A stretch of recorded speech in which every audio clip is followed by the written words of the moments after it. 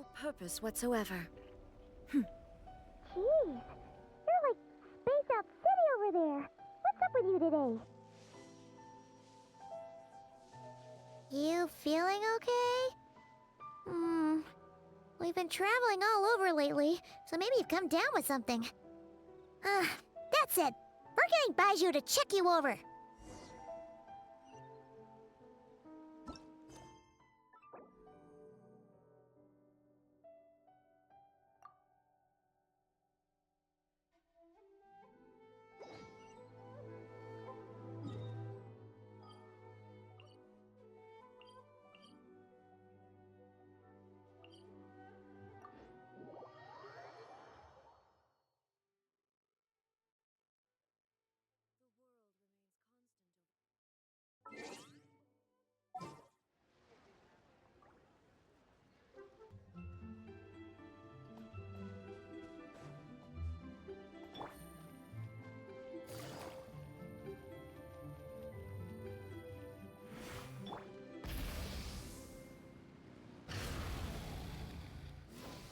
Oh.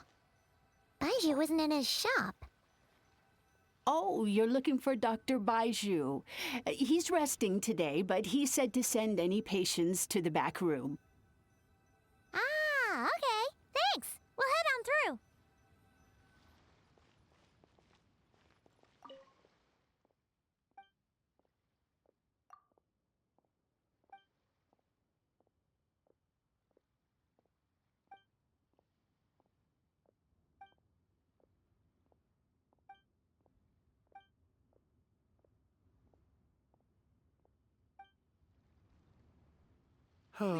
Show me your So prescription. many medicines, but no cure for heartache.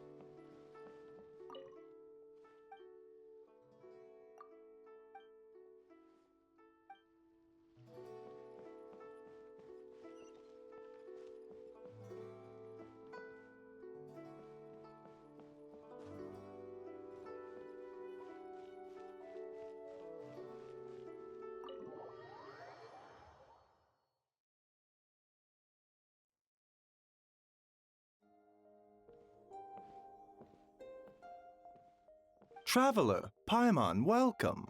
What can I do for you? It's the Traveler. She looks absolutely beat these days. She has these huge dark circles around her eyes, like she hasn't slept a wink. And she keeps spacing out. You have to call her name several times before she snaps out of it. What do you think it is? Is she sick?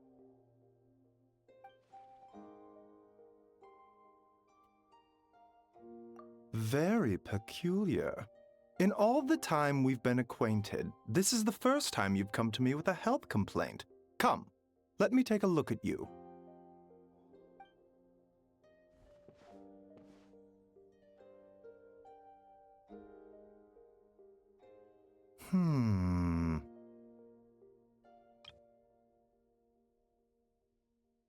Okay, Paimon does not like that expression, Baiju.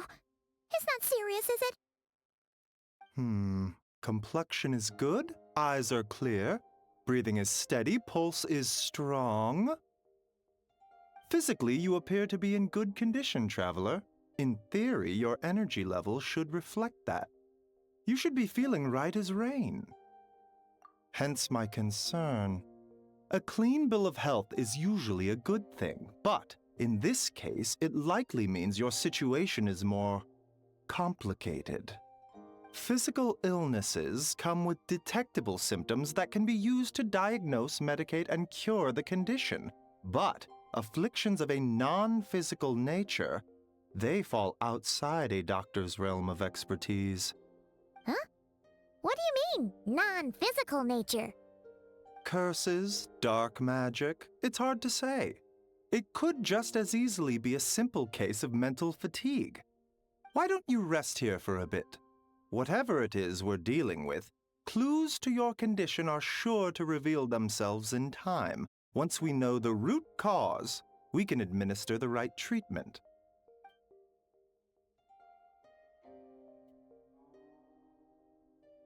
In the meantime, Changsheng and I will review the relevant literature for afflictions that present with mental fatigue.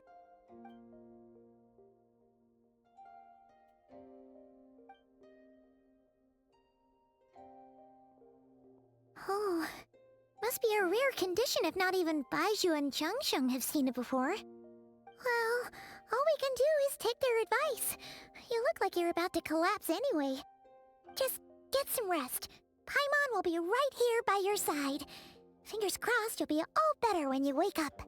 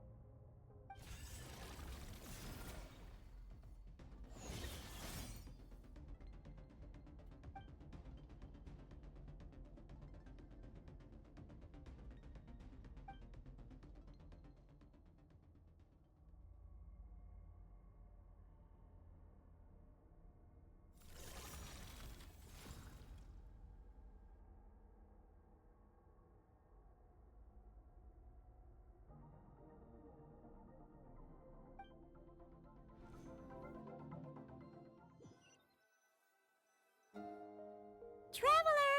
Traveler! Rise and shine! Time to wake up!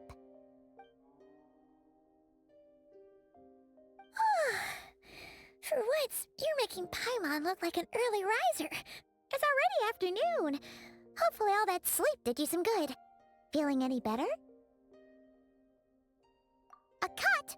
What? Did you scratch yourself in your sleep? All right, let Paimon take a look.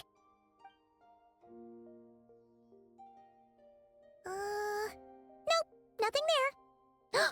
Wait, did you have a nightmare? Okay, don't panic. Paimon heard that dreams tell us what we need by showing us the opposite. So, if you had a nightmare, maybe all you need is something to cheer you up. Come on, Paimon will treat you to something yummy.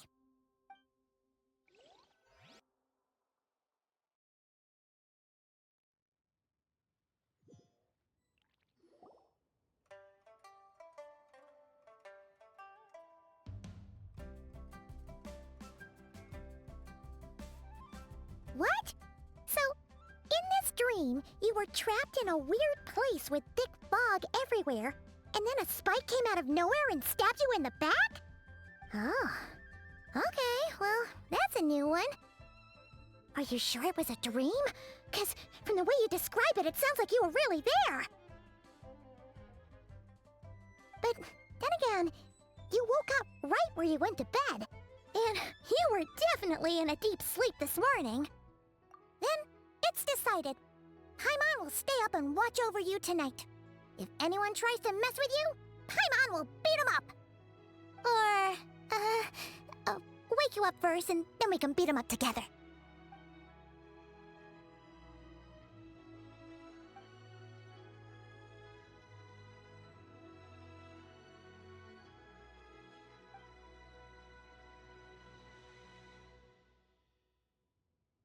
Something is missing? Did you just say something? The flesh remains whole, but the soul is incomplete. Left unresolved, the mind will wither away along with it. Ah! What the? Wait! Paimon remembers you! Your child's master! Skirk? Right! What are you doing here? The last time we saw you was at the Primordial Sea in Fontaine, right? But then we left and never learned where you went after that. Child's been looking everywhere for you, by the way. What brings you to Wanmin Restaurant of all places? You came here looking for us? And were you the one behind that hocus pocus just now? Tell me, what is it that you saw? Tight-lipped, huh? I suppose that's fair. You, I'll take a glass of wine. Hmm? Oh, of course! Coming right up. We make this one in-house. It's not too strong. Enjoy. Chef Mao, I'll take a grilled tigerfish over here. Coming right up. Ah, if I knew we'd be this busy, I wouldn't have approved Shenhe's vacation. At the end of the day, what happens to you is of little consequence to me. I'm not here to try and win you over. Trust me or not, the choice is yours. If you want my help, now's the time to speak up. You have until I finish my drink. I was investigating an abyssal disturbance in the area and happened to notice you. Part of your soul is damaged, and the wound bears traces of abyssal corrosion. Need I say more? Neither of those things sound good.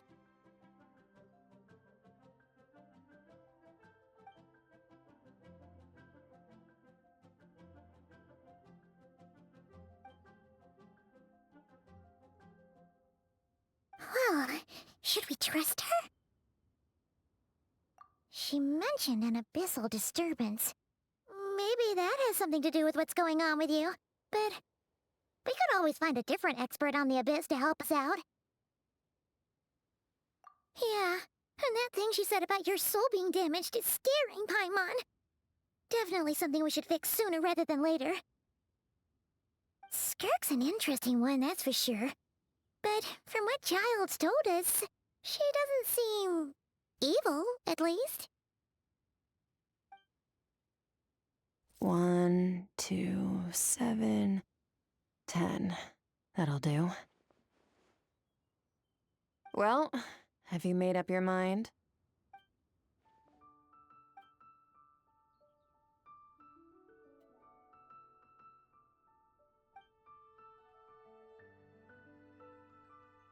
So, that's all we know, Miss Skirk. Ma'am, can you help us? So, you couldn't disperse the fog. I understand. Come find me in the Gwali Plains when you're done here. Oh, and I left cash for the drink on the table.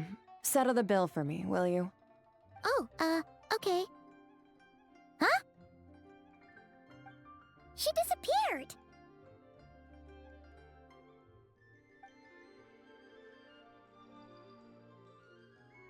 Wait, hold on. You overpaid. Here's your change. Oh, no. This includes the drink, so it should be the right amount. I didn't think you two ordered a drink. We didn't. It was that lady who came and sat with us, remember? You brought it out to her yourself.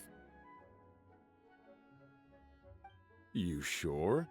I could have sworn there were only two of you at that table. What? What'd you put in their dish, Chef Mao? Some kind of hallucinogenic mushroom? You got them seeing things. Seeing things? Wait, so neither of you noticed her? Young lady? About this tall, wearing a purple dress? She ordered a glass of wine! Oh, now you mention it, that vaguely rings a bell. And it looks like I did open the wine jar, so it must have just slipped my mind. In any case, that settles your bill. Come again soon. Coming! Okay, what was going on there? It's like they didn't remember Skirk being there at all. Even Paimon was half convinced we hallucinated the whole thing. But that Mora she left for us was definitely real. Oh, this whole situation is giving Paimon the creeps. But anyway, she told us to head to the Gwali Plains, right? Let's not keep her waiting.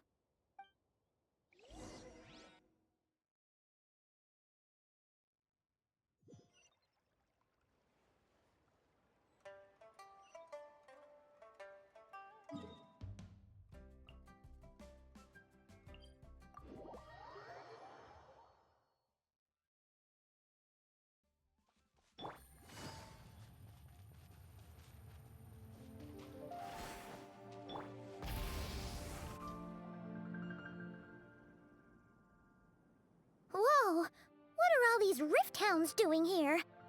Huh. Looks like they're collecting something. Let's go check it out. Stabilize! I will have order!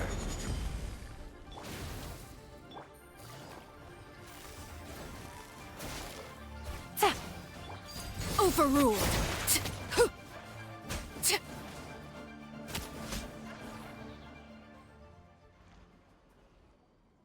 So, this is what they were collecting. It looks kinda like... Yeah... What is going on here?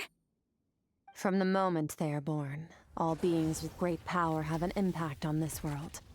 Even if their body is sundered and their soul extinguished, their influence remains. Gods are the most common example of that. The remnants of gods who fell thousands of years ago remain buried deep within the earth, carrying within them a warped will and a dark curse. Together, these remnants form what you call god remains, and it appears that some of those sealed here were dug up and removed. There are traces left, but they're fading fast.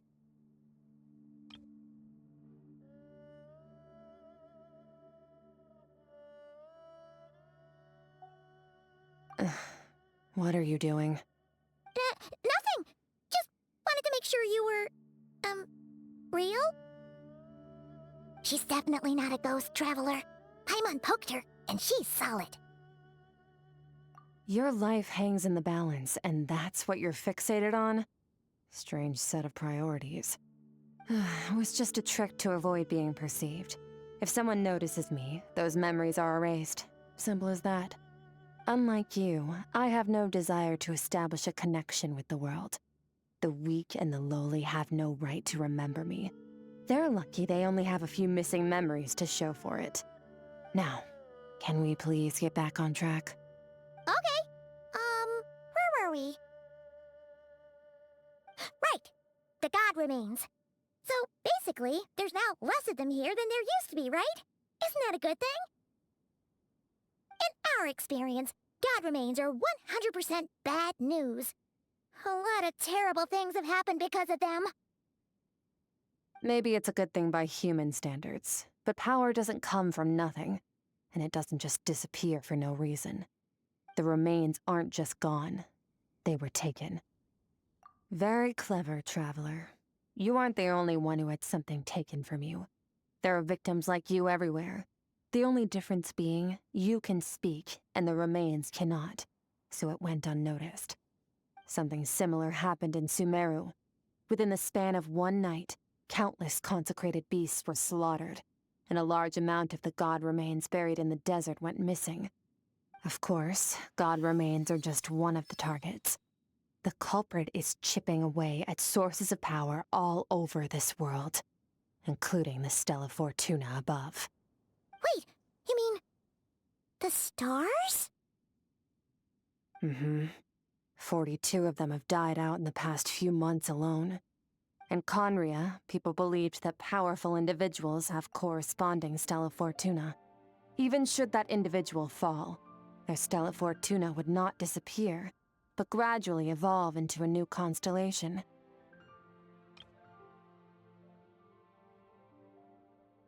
Yet now, stars are disappearing from the skies entirely, and it's not hard to deduce what's happening to the power they contain.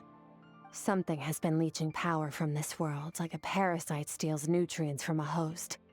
And now, it's no longer satisfied with the remains of the dead.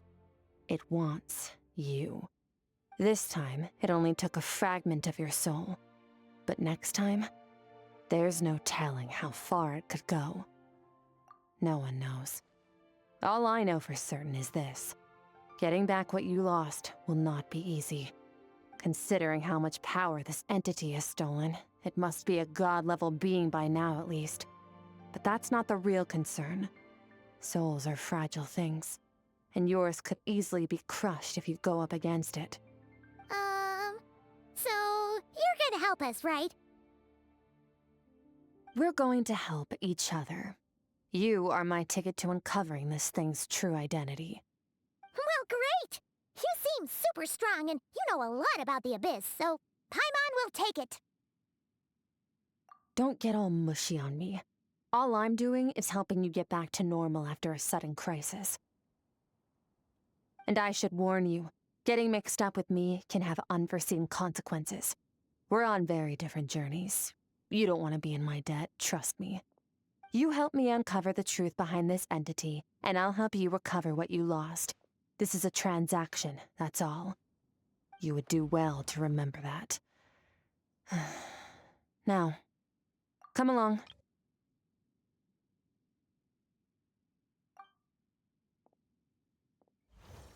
Yeesh! You'd think she'd be a little friendlier since she's agreed to help us. But nope, she's just like when we met her in the primordial sea. So cold. Well, whatever. If that's how it's gonna be, then she doesn't deserve our friendship. What she does deserve is a super embarrassing nickname. Ah! Paimon's got it. Frosty the Lavender Melon! Serves that Ice Queen right! Anyway, the important thing is that we get that piece of your soul back. So, let's follow her and see what sort of plan she's got.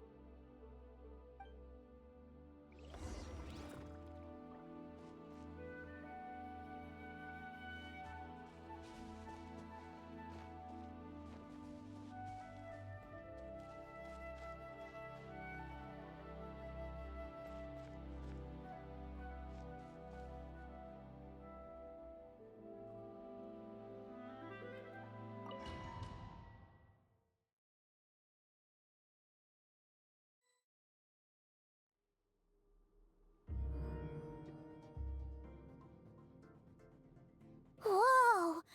This place is way bigger than Paimon expected. Where are we? This is where I live.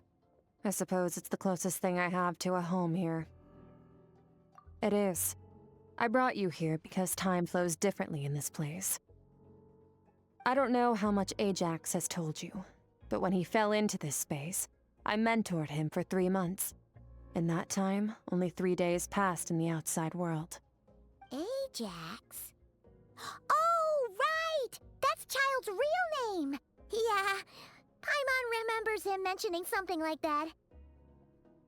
So, a month here is equivalent to 1 day in the outside world? That should mean we're safe from that power-hungry soul snatcher for now, right? Yes, well, I didn't bring you here just to show you around. In the outside world, the Traveler could be attacked at any moment. But coming here has bought us quite a bit of time. Now, we just need to figure out how to investigate that place you saw. The one full of fog. Both your description and the abyssal disturbance I felt point to that space having some connection to the Abyss. It could even be a domain similar to this one. The thief who stole that fragment of your soul is hiding there. But the Abyss is a chaotic and turbulent place. If we want to pinpoint their location, we need to see what that space looks like without the fog. Abyssal power can grant a special form of sight. Have you ever wielded abyssal power before? Okay. Do you plan to learn? That tracks. All the information you have suggests the Abyss is something sinister, and that abyssal power is a wild and dangerous force that always spells disaster. And you're saying that's not true? Depends on your perspective. Floods and hurricanes take countless lives too. But if one day you gain the power to control them, what was once a calamity is now just another tool in your arsenal. All respect to your opinion, though. Just means we have to turn to the second best option. A little abyss crystal that contains my power. Wear it on your head, and we'll be able to perform dream mirroring when we fall asleep. Dream mirroring? It means experiencing whatever the other person is dreaming. Everything they see, think, and feel. Since you haven't studied the art of using abyssal power, and have no plans to jump in the deep end right now, I'll have to do the investigating for you. With dream mirroring, every time you slip into a deep sleep, I'll see with my own eyes whatever scene plays out in your mind.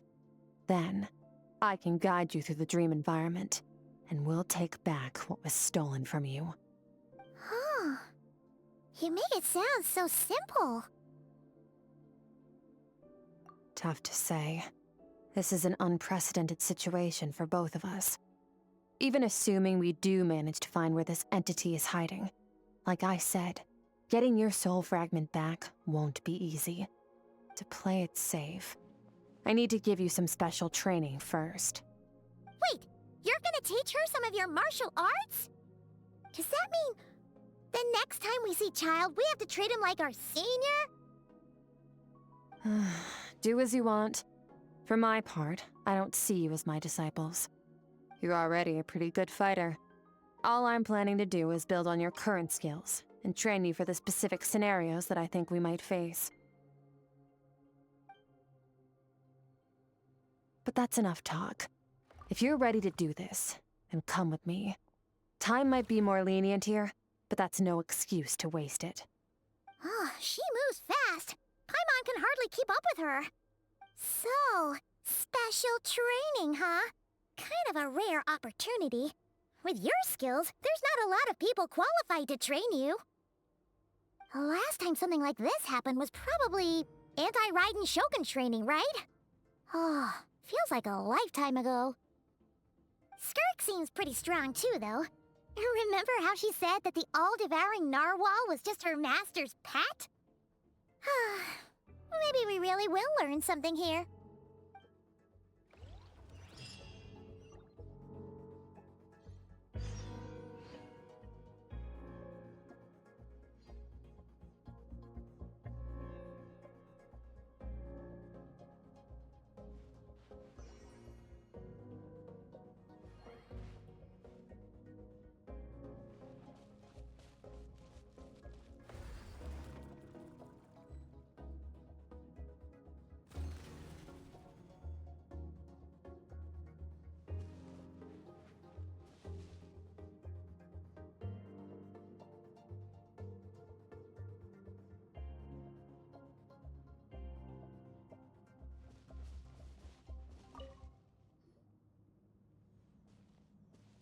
Ready?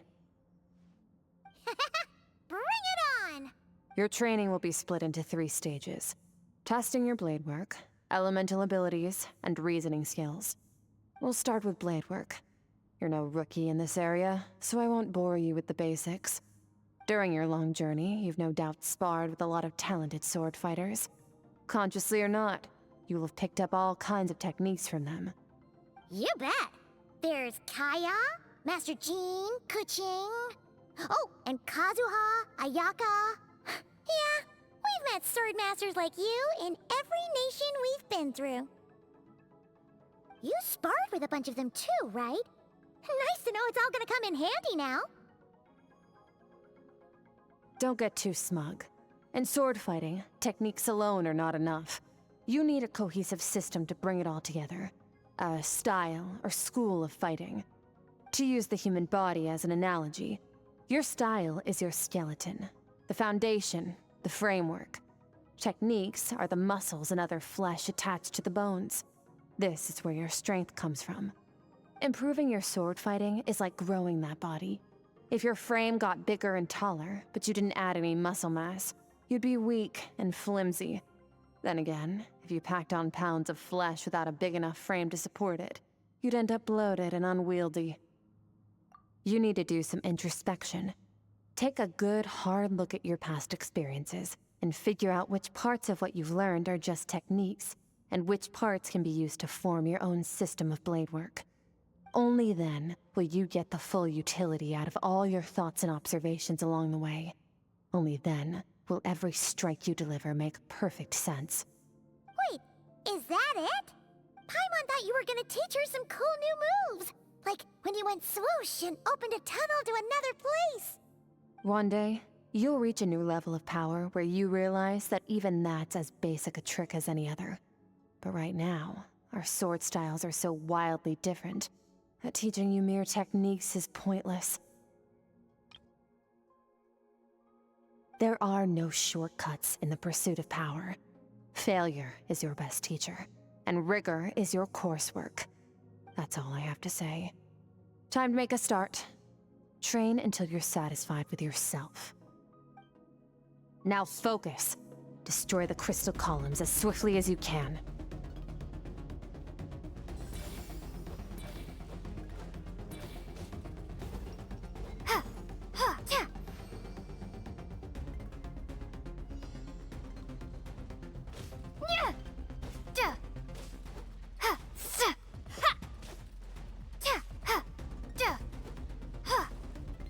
Oh, this is making Paimon's head spin.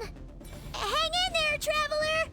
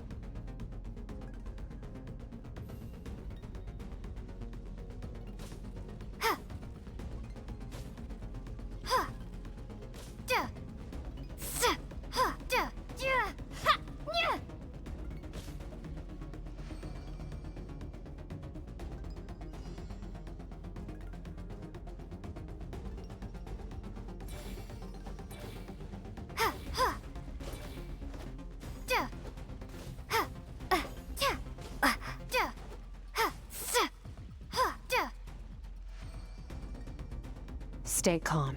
Use your head. You have to keep it together.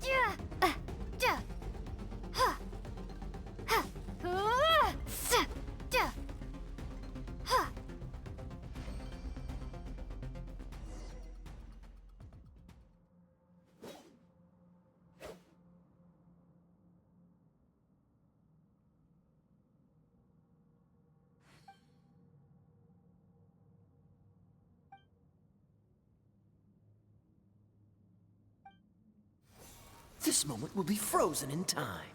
Cut to the chase.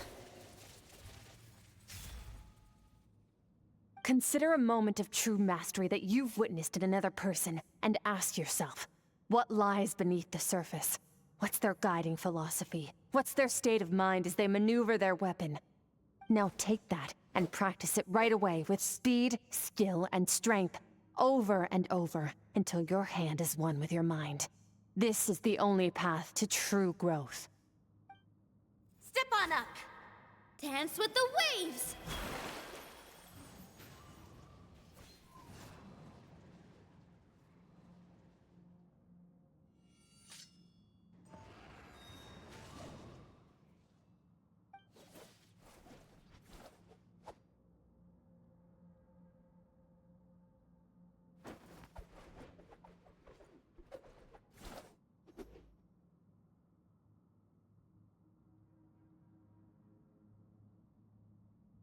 If you start to tire, empty your mind, but do not stop. Stay in that frame of mind as you keep up the fight. Get rid of all redundant movements. Imagine your sword is an extension of your own body. Wield it just as you wield your arms, hands, and fingers.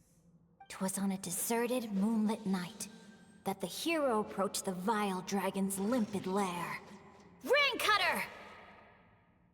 Feathers fleeting wet, the white heron treads water, a sight without flaw. Master of Inazuma Kamisato art Tachijutsu.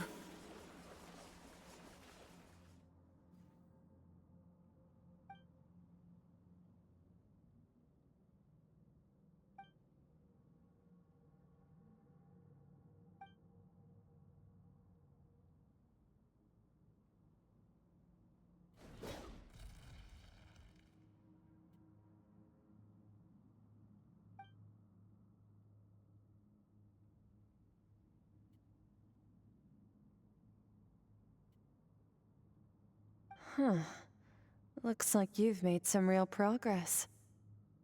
That concludes your training session. Awesome! Paimon knew you could do it! How do you feel? As you should be. Time flies when you're training hard. You've actually been going for several days now with no rest.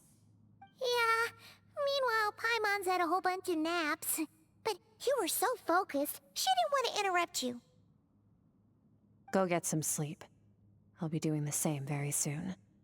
Let's hope you see that foggy place in your dream, so I can get this investigation over and done with.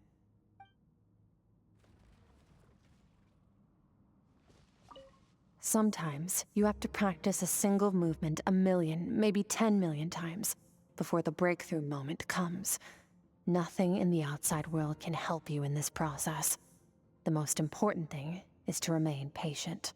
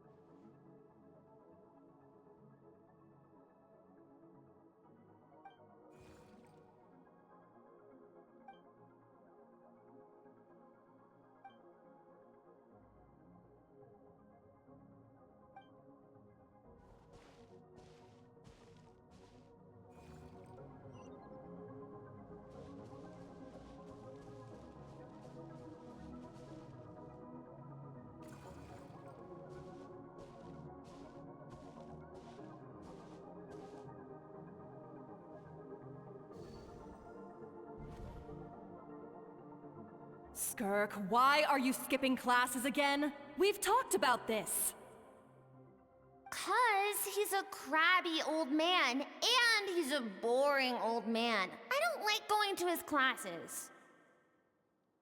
Excuse me! You shouldn't talk about your teacher like that! It's very disrespectful! All right, let's not get into a big fight about this. Skirk's learned what she needs. There's no point forcing her to sit through more classes if she doesn't want to be there. But I'd still love to hear about what you got up to yesterday. Why don't you tell your dad all about it? I went diving, and I saw this huge fish. I never knew they could get that big.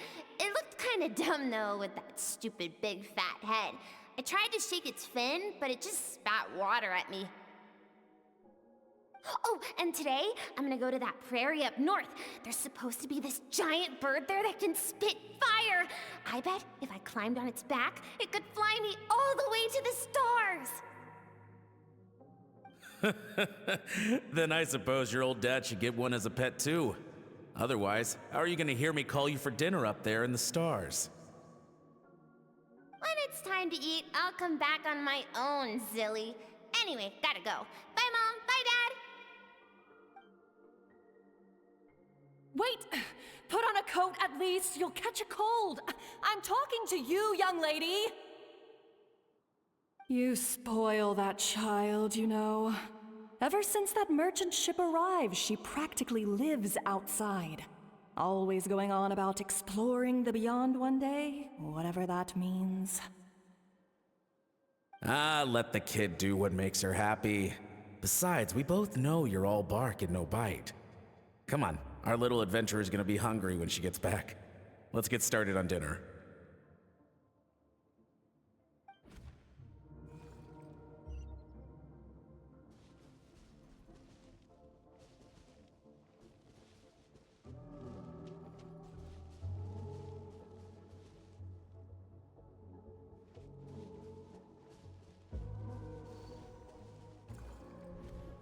The stars shimmer high above.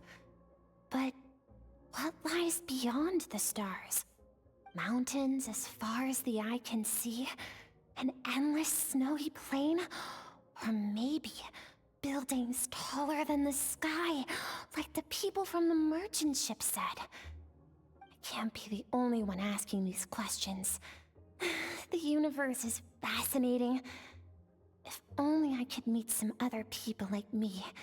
We could set sail together and explore every corner of the world. I'm sick of being a kid. There's so many amazing things out there, and I'm ready to see them all. But for now, I'm starving. Better get back.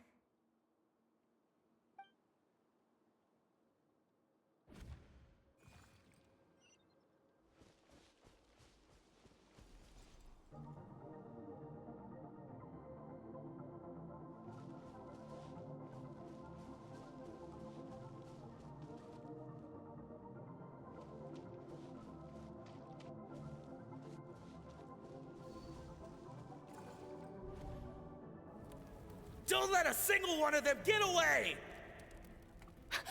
No, please, spare Why? the children! Stay back! They're coming! Run! Help! Eliminate the threat. Take them down! Don't be scared. Ah! This way! We'll never make it! Fire. There's fire everywhere. What happened?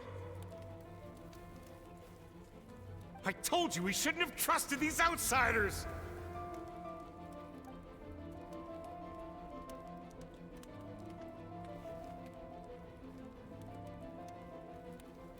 Why are you doing this? What did we do to deserve this? We welcomed you with our finest food and drink, showed you the best our home has to offer, gifted you cloth dyed by our own hands. And this is how you treat us? Run! Save yourselves! Captain, Zone 3 is clear and we have Zone 2 surrounded.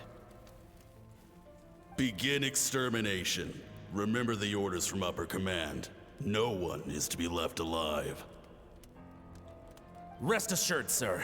We have enough munitions to annihilate these savages and burn their entire civilization to the ground. Good. The only ones who put up a real fight are that man and his wife, correct? What's their status? We shot the man in the ankles and the wife broke her wrist attempting to fight back. They won't be doing much more fighting. They're holed up in their home for now, but they won't last long. To prevent them from making some kind of last stand, we're planning to clear out the other zones first so we can send a bigger squadron to surround them. Well, well. Turns out some of these beasts do know how to use their claws. Now the threat these savages pose will be undeniable. Let them cling to what's left of their lives for a little longer. Once the other zones are cleared, I'll cut off their heads myself.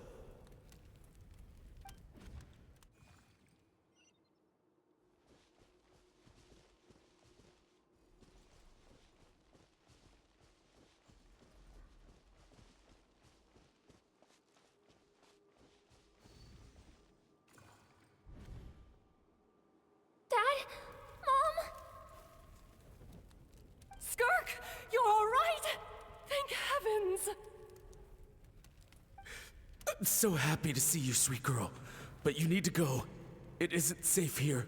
They'll be back any second. What happened? You're bleeding a lot. Dad?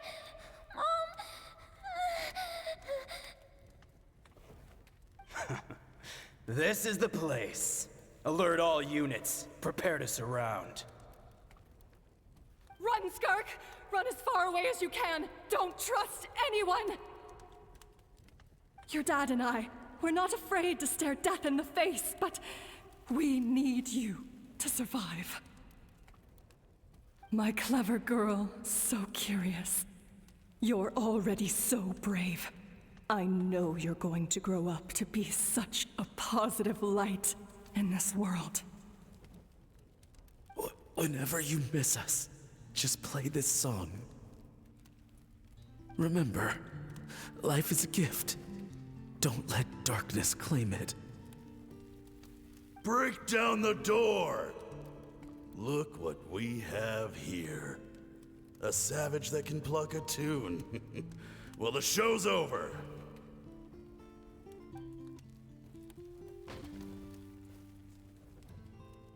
You! Stop singing! Shut it! I said shut it or I'll make you! Fine. Have it your way!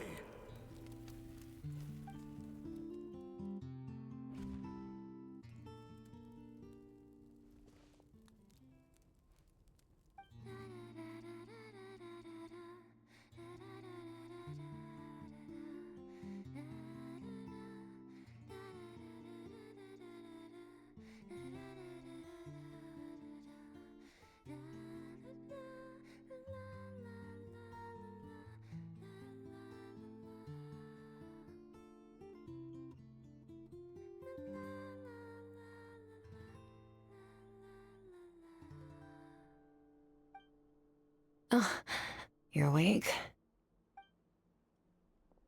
I found a few clues while you were asleep, but it's only a start. Now, time for the second stage of your training.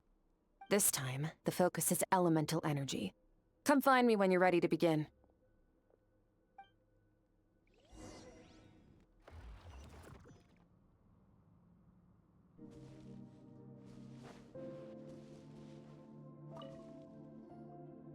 Man, staying in the abyss feels so surreal, don't you think?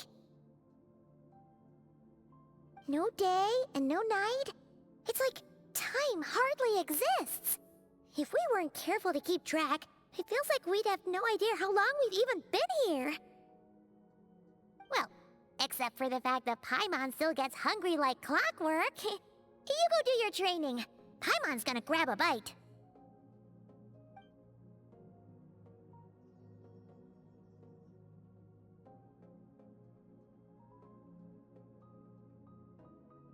The way I see it, the pursuit of power is divided into 3 stages. The first is mastering the use of standard weapons. Next is learning how to harness natural energy. And after that, you're free to challenge even higher dimensions. The natural energy of Teyvat is, of course, elemental energy. But that's not my area of expertise. I draw from a different source of power. Abyssal power, yes. Also known as the power of the Void Realm. My master, Sertologi, is a true expert in that area. After all, he was one of the group of 5 that infamously stole the all-encompassing power of the Abyss, an act for which the people of Conria gave them the epithet, the 5 Sinners. The elemental energy of Teyvat, on the other hand, is derived from the power of the Light Realm. These 2 forms of energy exist in direct opposition to each other. Suffice to say, there's not much I can teach you this time. A keen observation, traveler. Call it respecting local norms. The Abyss stands in direct conflict with the will of this world. So, to make my life easier, I disguise my power to make it appear cryo-like in nature. It's a technique I learned from some Conrian ruins, known as the 7 Shifting Serpent. If you ever change your mind about delving into abyssal power, I can teach it to you. So I've heard. You seem to have a knack for removing abyssal power. But is purification really what's going on there? Like I said, power does not simply disappear. Just thinking out loud. Let's focus on your elemental training. That's what's gonna help us if the situation gets tricky. True growth comes from adversity. but only if you make the choice to pick yourself up again every time you fall. So, it's time to push yourself to the limit, and then keep pushing. This is the only way to advance at pace. Use the power of Animo to clear the field as fast as you can.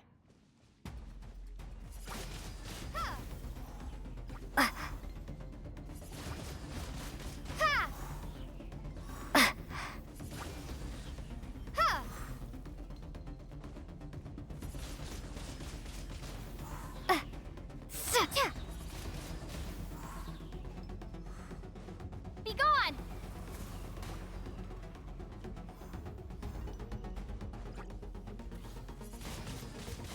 Ha! Ha!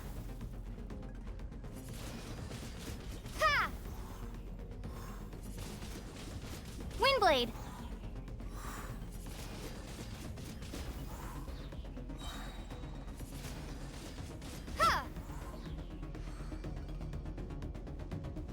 Observe your surroundings. Look for things you can use to tilt the scales of success in your favor. Ha! Yeah! Windblade! Ha!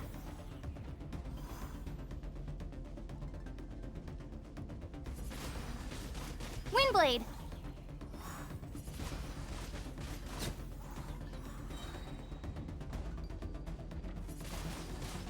Ha! Be gone!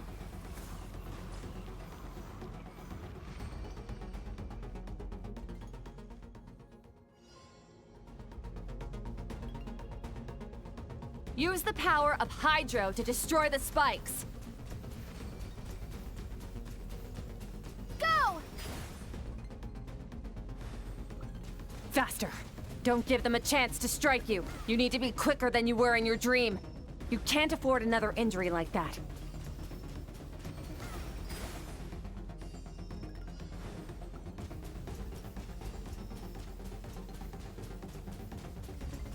Ha!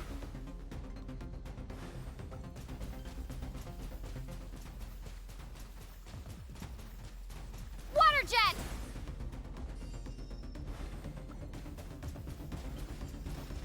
Water jet!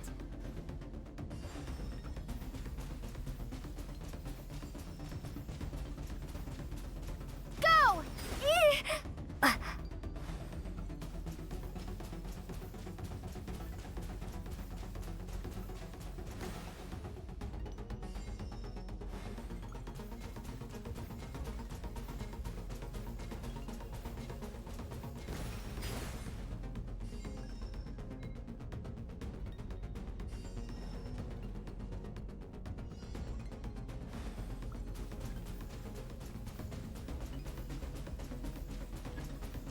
Go!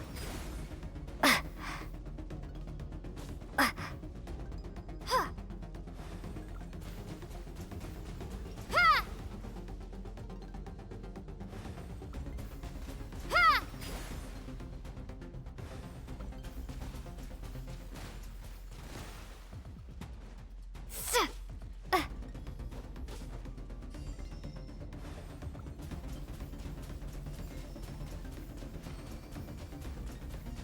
Go!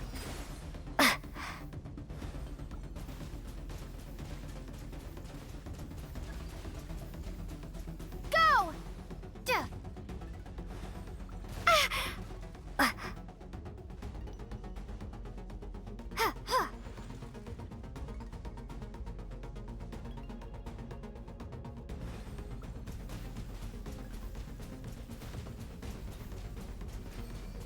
Go!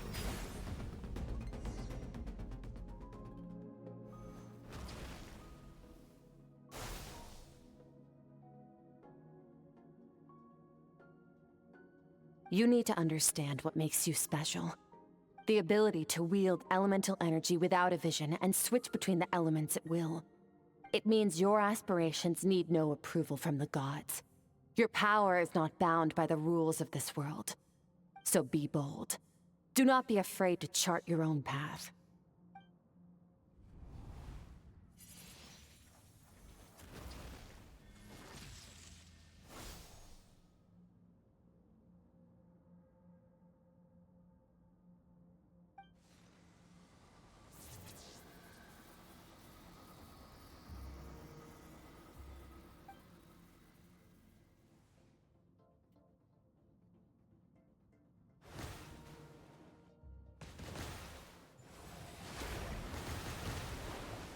Very good. It seems you've reached a deeper level of connection with the elements. Long enough for you to lose yourself in your training, which is a good sign. Relentless practice with the elements has drained all your strength, but it's also what allowed you to make progress. Get some rest. When you wake up, we'll proceed to the final stage of your training. If you wish to master the elements at a fundamental level, you must see the entire natural world. Nature in all its places and forms. That is part of what it means to be a traveler.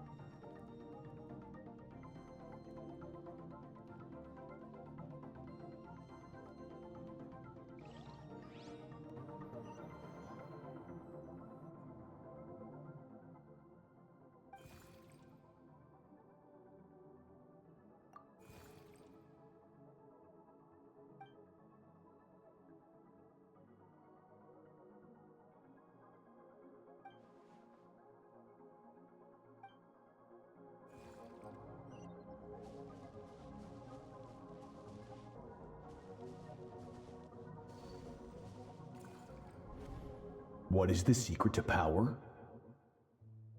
Longing, hatred, self-preservation. No, it is fear. The fear of losing those you love.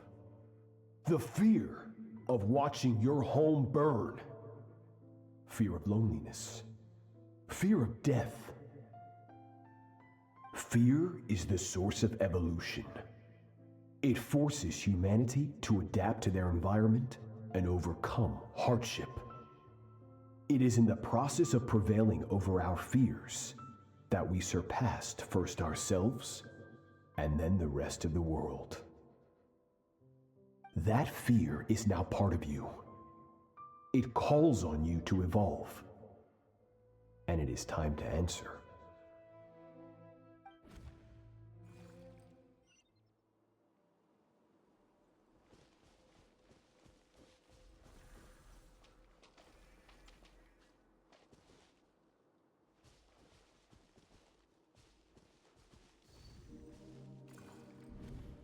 Any minute spent missing home is a minute wasted. Practice your sword work instead. Do not make me tell you twice. But, Master, I can barely lift the sword anymore. If I keep going, I feel like my wrist is going to break. So it has not broken yet. Then pick up your sword and keep practicing until it breaks. I want to hear the cracking and splintering of bone. After all, bones can always be reset.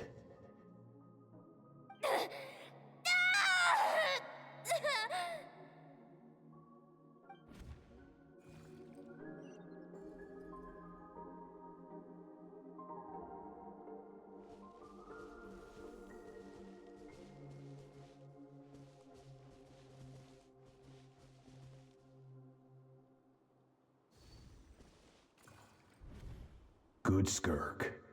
Once again, you survived. How do you feel? Cold and pain. These are signs that you are adapting to the abyss.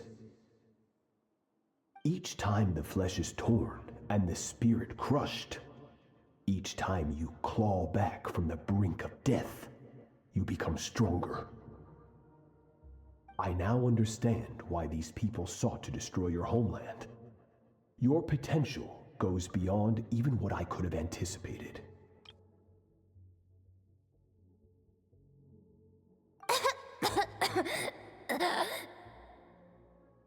But you still have much to learn in your pursuit of strength. Your mind is rife with distractions. From now on, I shall show no mercy in your training. You must learn to shut out all the pointless emotion, crush the self that makes you weak, and become master over your physical form. Get up, Skirk. Wipe the blood off your face. Cut away the rotten parts of your flesh. And mend what is broken. Then take up your sword.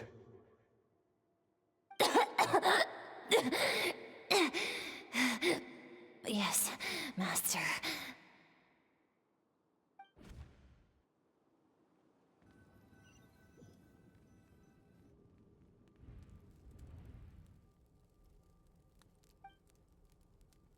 You're up!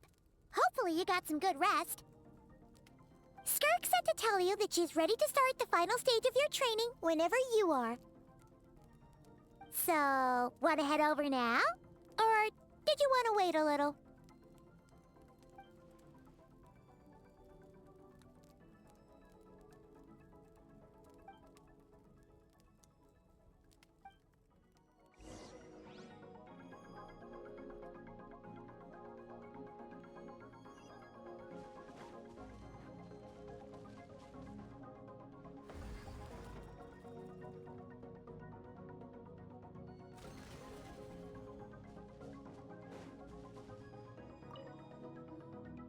From your training so far, you have gained better command of the sword, and more control over your elemental abilities. That's only part of it. Experience is the real teacher. Your journey, the friends you have made, the dangers you have faced. These have taught you more than I ever could. Now, it's time to focus on how you react under pressure. You must be able to think rationally, even in unpredictable combat situations. To simulate this, I'm going to attack, and you're going to block. Ready?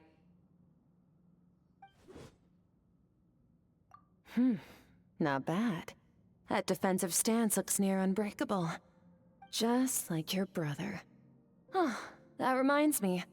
You still don't know what happened to him, do you?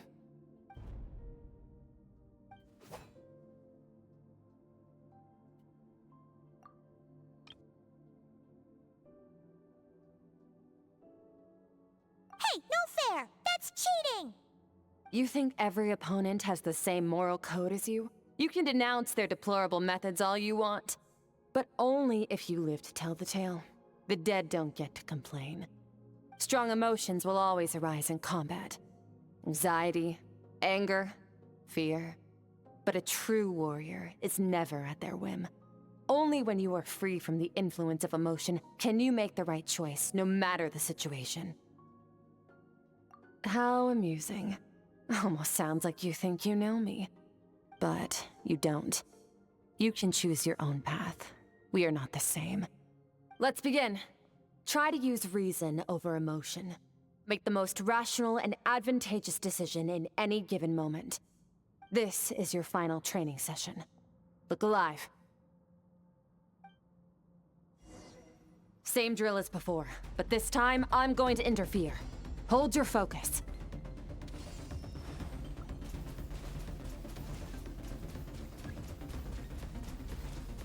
Water jet!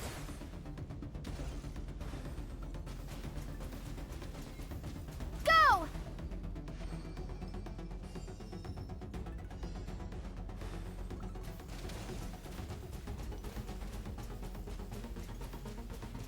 Water jet!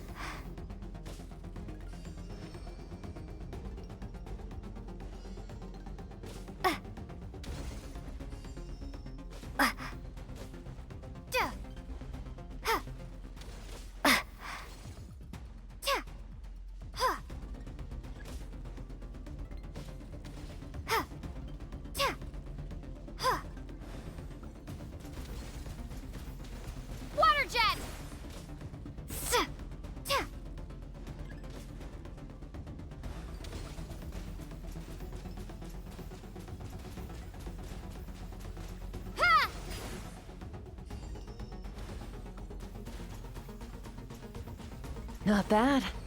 Better than I expected.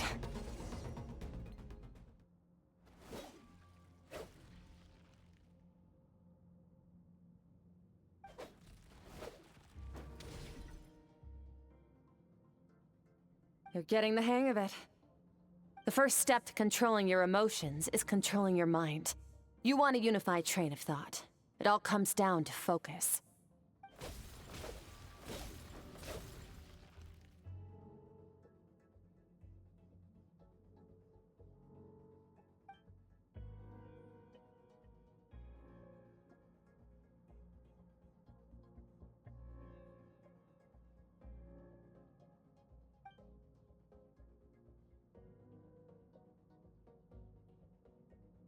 Your mind is rife with distractions. From now on, I shall show no mercy in your training. You must learn to shut out all the pointless emotion, crush the self that makes you weak, and become master over your physical form.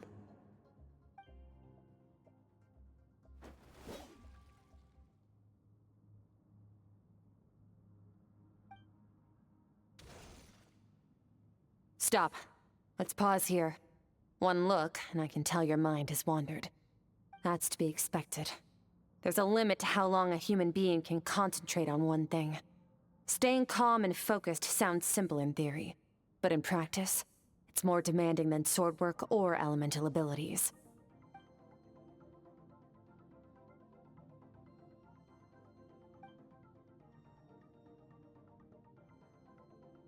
Get some rest.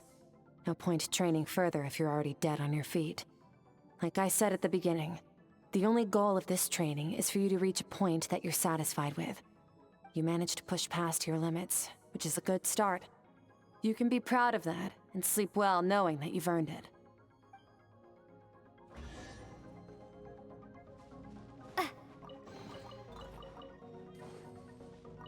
Warriors will train day and night to perfect their skills. But when the battle comes, their fate may be decided in a matter of minutes.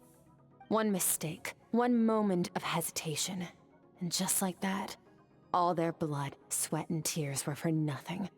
You need to push yourself to perfection, or you might not even live to regret it.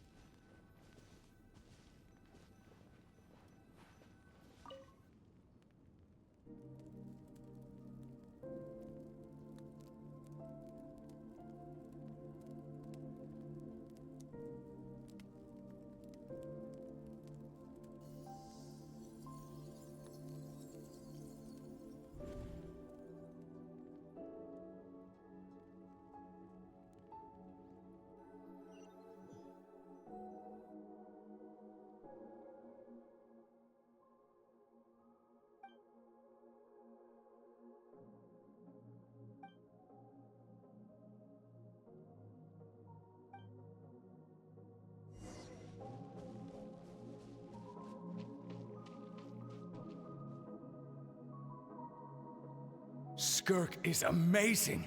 She faced down that terrifying giant and cut its head clean off. Oh, she got hurt though, didn't she? I heard it was pretty bad. Yeah, well, that's a given. But the moment she was on the mend, she got right back to practicing her sword work. I heard Master suffered a grave injury once too. Lost an arm and a leg and still came back stronger than ever. Skirk's becoming more like him by the day. Incredible! I wonder if I'll ever reach their level. They're always so resolute, so unshakable.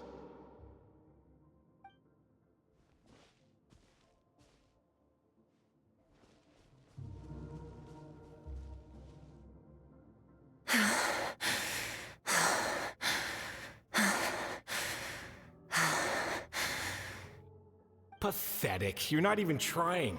You're so much weaker than you think. Skirk, have you become a positive light in this world?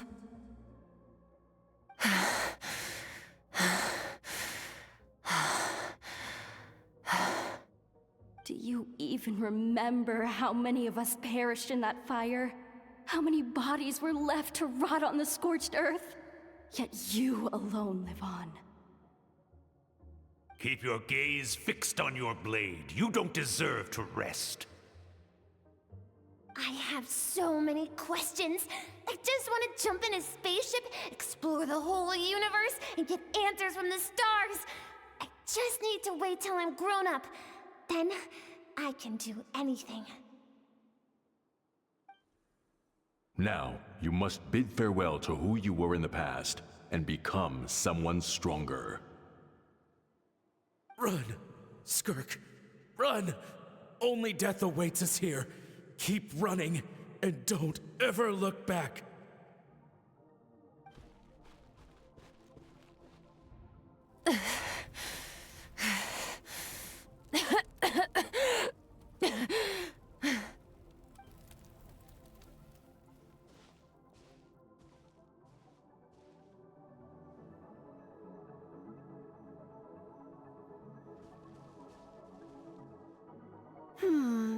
Let's see here.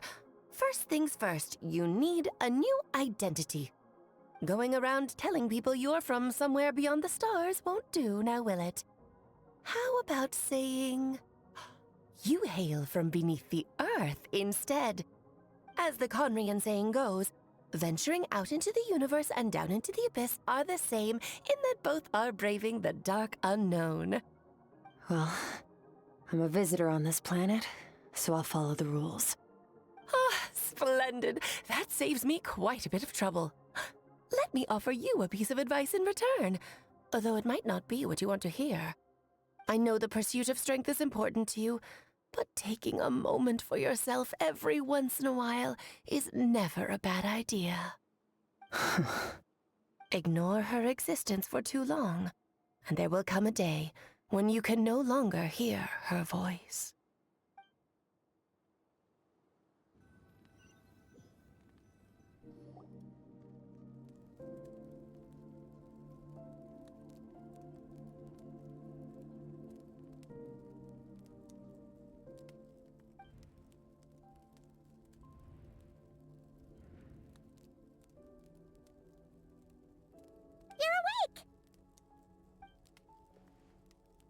You must be starving, right?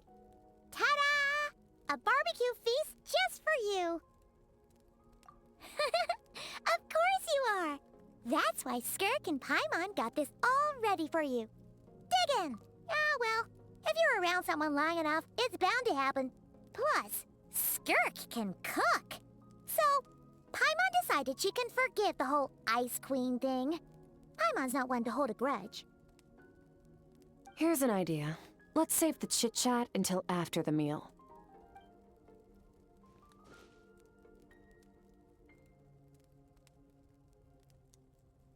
Ugh, so full.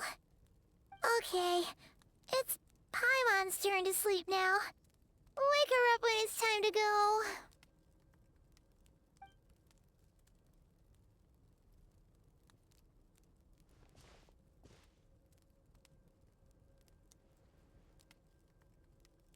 I have good news. First, your training is complete. You have what it takes to wield immense power. Now it's just a matter of putting it into practice. Continue to learn from your journey and hone your skills against formidable opponents.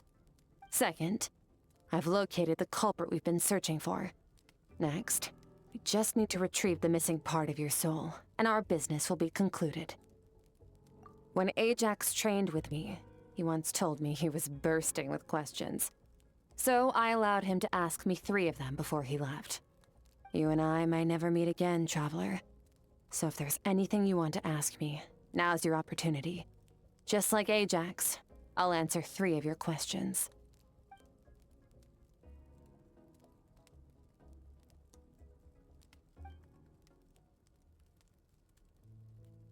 Okay, not the angle I was expecting.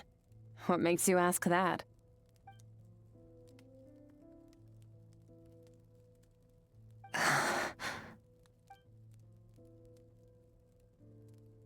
I knew that was a possible side effect. Closed off my mind to you for that exact reason. Even with the dream mirroring, you should have seen nothing but endless darkness.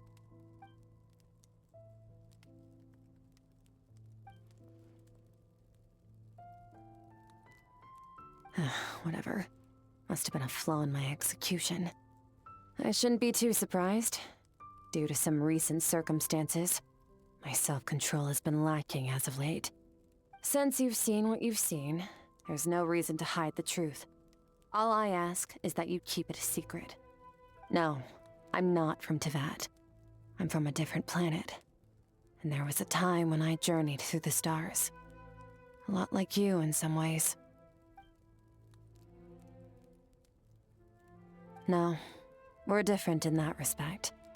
You're influencing the fate of this world. But me, I'm just passing through. Several hundred years ago, my master, Sertologi, opened the border between worlds and sent me here. But this is not my home. And one day, I'll return to the vast unknown of space. So, there you have it. On to your second question.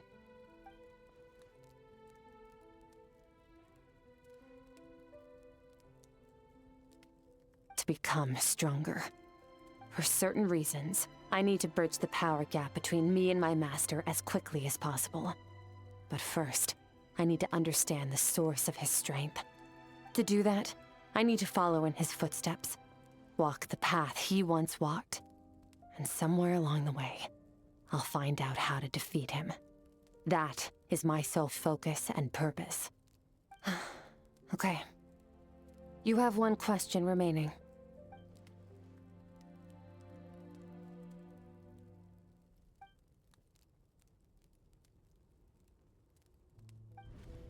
You make it sound so easy.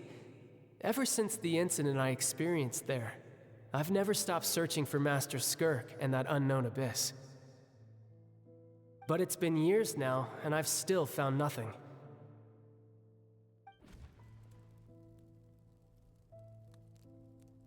Well, your last question?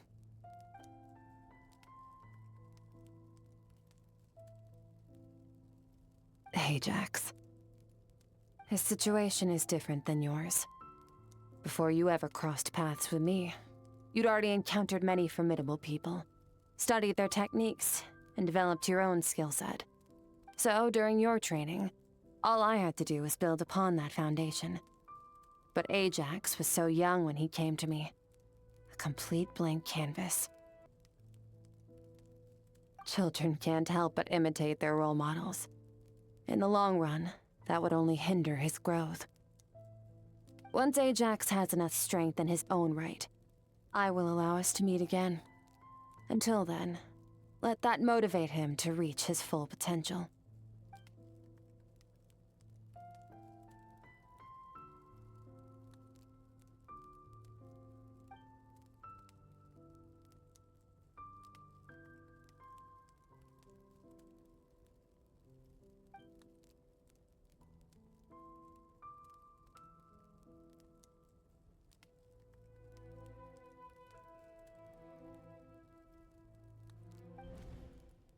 Unlike you, I have no desire to establish a connection with the world. The weak and the lowly have no right to remember me. They're lucky they only have a few missing memories to show for it.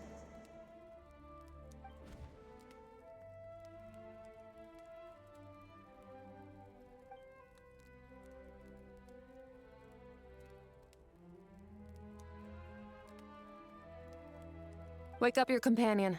It's time to go. Oh, and everything I just told you. Best keep it a secret from her as well.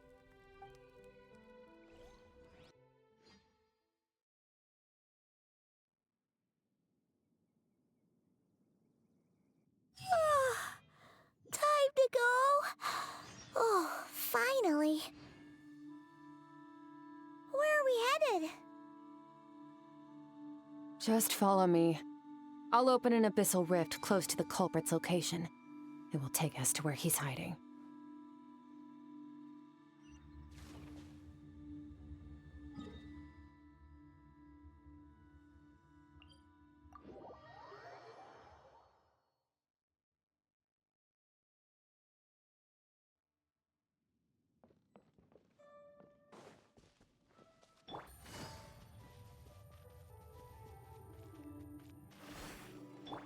Full throttle!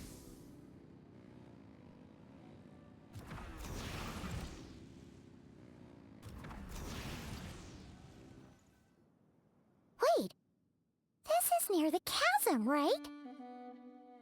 Yes. If we enter from here, we'll be able to reach that place from your dream. You have some experience with abyssal domains by now, but still, this is someone else's territory. Best to proceed with caution. Don't worry, Paimon's an expert at hiding behind other people for safety. Oh, but, that means you need to stay safe, Traveler. All right. Remember your training. Time to put it to use.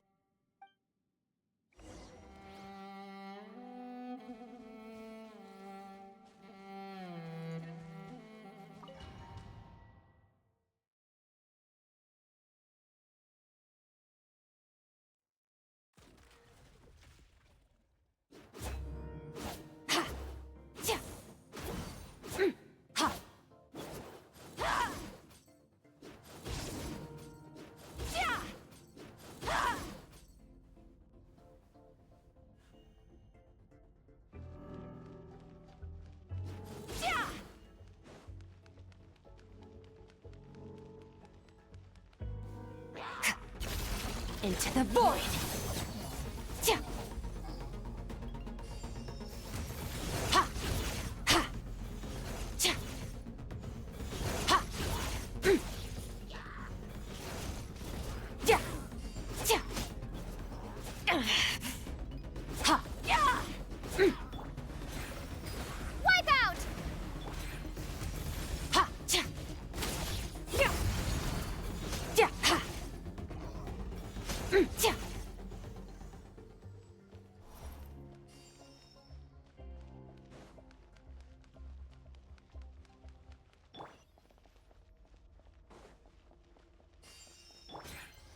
Whoa! Look at all these spikes!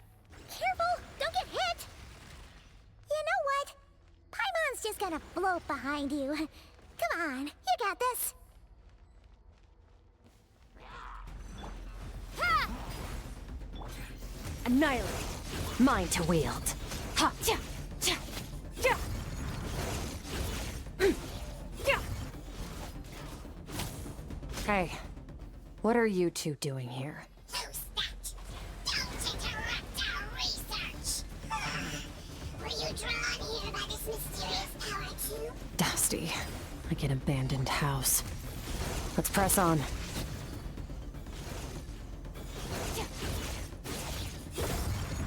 Ha! Ha!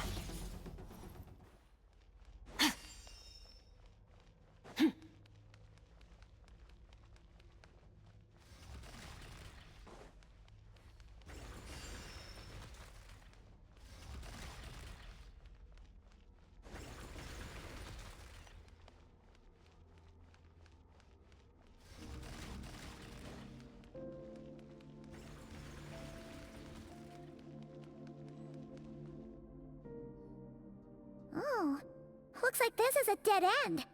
Did we make it to his hiding place? Ugh, this fog is making it impossible to see anything! This should be the place where you were attacked, Traveler.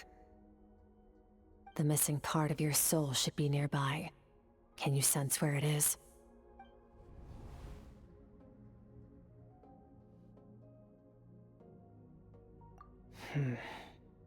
Our opponent must have covered his tracks just in case. Otherwise, you should have sensed it much more strongly.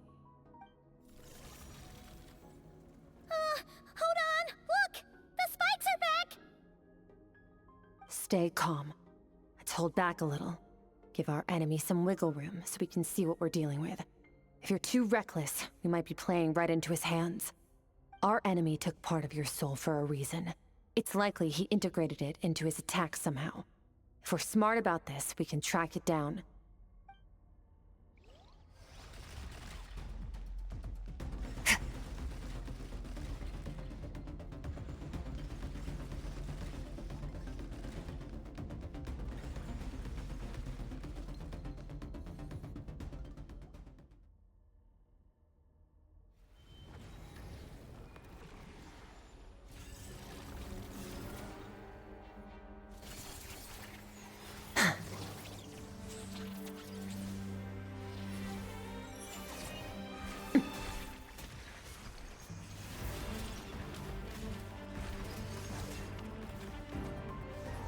From the start, the attacks have been focused on me.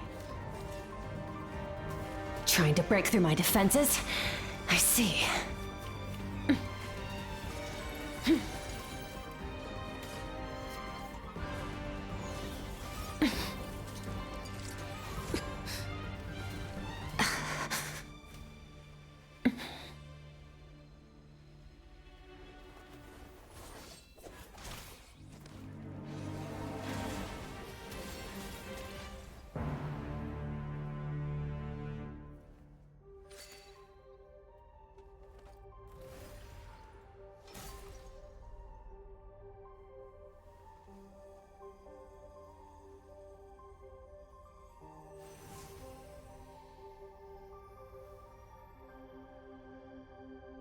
There. I got it back. Traveler! Skirk! What happened? It looked like Skirk just got... In the Gwali Plains, you asked me why this enemy chose you as his target. Now, the answer is clear. It's not just the fact that your strength is impressive. It's also because of your ability to, as you put it, purify abyssal power. Whatever that actually means. The fact is, that ability allowed him to do something that should have been completely impossible. Namely, break through my defenses and steal my power. No, he couldn't have known I'd come to his domain. He only stole your soul fragment because he knew the value of its power. I doubt he expected it to come in handy so soon. Call it fate, if you want. I believe that's the term they use in this world for arbitrary coincidences like this.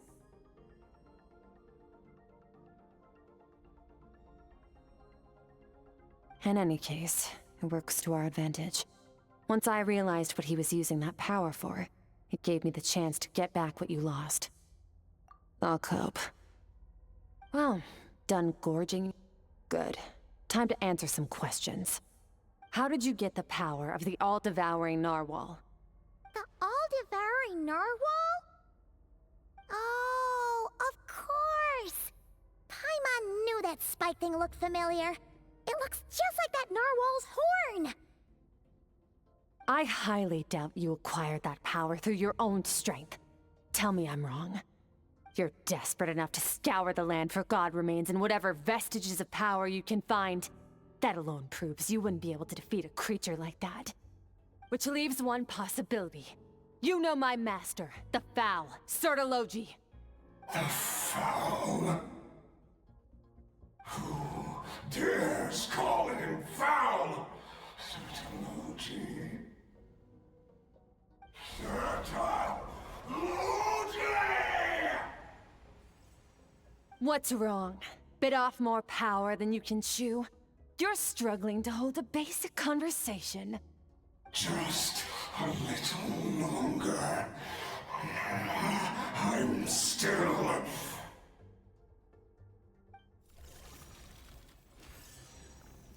Look, it's back!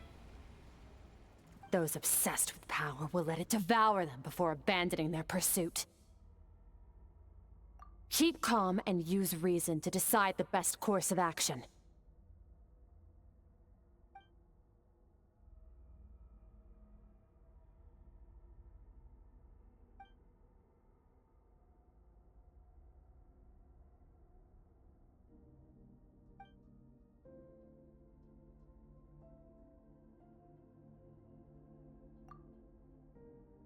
Wise decision. Final victory doesn't always come after a single battle. You've got your soul fragment back, so we both got what we came for. Let the enemy draw breath while he can. It won't be for long. Get us out of here, Traveler. You'll need to lead the way this time.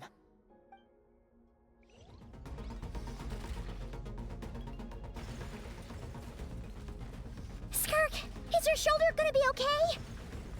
The wound is minor. It'll heal in no time. You should focus on getting out of here alive instead. Uh-oh! Falling spikes! Run!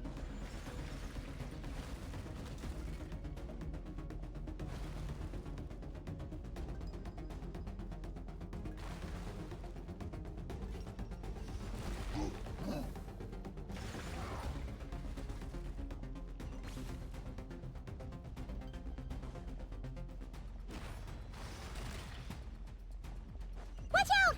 Looks like this place is about to collapse!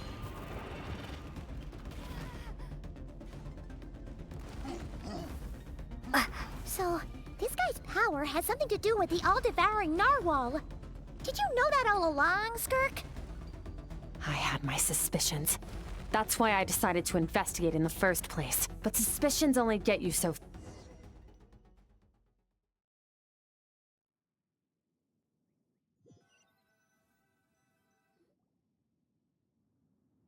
Phew. Oh, we should be safe here, right? I no longer sense his presence. Can't have followed us out of that abyssal domain.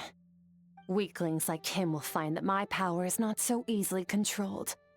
He won't be leaving that place until he's managed to digest it.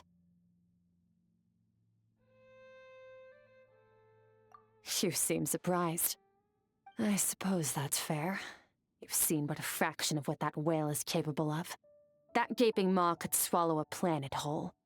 It's called the all-devouring narwhal for a reason. Devouring is what it does best. It can extract power from anything, dead or alive, as long as it manages to make physical contact. Yeah.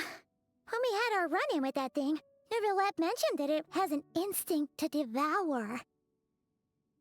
Your dragon friend recognized the nature of its abilities and used the power of Hydro to protect you. That worked because it was in a satiated state, so it was somewhat less aggressive than usual. It's a different story when it has no more power to feed off of. That's when its true voracious nature kicks in. It could devour everything on the planet in that state, which is why I cast it into that void space. But I hadn't counted on there being anyone left on this planet capable of wielding its power. To me, that says he must have encountered the whale a long time ago. Meaning, exactly, it told me everything I needed to know. Hence why I said we both got what we came for. And I believe that brings our transaction to an end. Now that you're whole again, you can get back to your own journey. I'll handle the rest of this situation myself. No way! We can't leave now! Something was stolen from you because of us. We have to help you get it back! This isn't my first taste of failure or losing power. When you fall, you get back up again and become stronger. That's how it is. But what if that monster finds you before you're all better? Plus, how are you gonna get home? It's not like you can just go swoosh and open a door to the abyss again. Not without your full strength. So, sticking with us for the time being doesn't sound so bad, does it? Fair enough. Then take this. What is it? A bag of Mora. Nothing in this world is free. I know that much. I'll leave the planning to you. Hurry up and decide where to go. We shouldn't linger. We should take Skirk somewhere she can rest. But where? Paimon gets the feeling Skirk wouldn't like being around a lot of people. Oh wait! Baizhu said we could rest in the back room of the pharmacy, didn't he? Let's head there! He'll know something about Master. I'm sure of it. Next time, I need to be ready. Fine. It was just a scratch. It'll take time to recover my strength, of course. But adapting to situations like this is nothing new for me. Oh, this. It's a star crystal suit. Abyssal energy is scarce in Teyvat. Wearing this helps me access it more freely. It stores concentrated abyssal energy that I can draw from on the go. When the energy runs out, it reverts back to its original form. Found somewhere to rest. Well, lead the way then.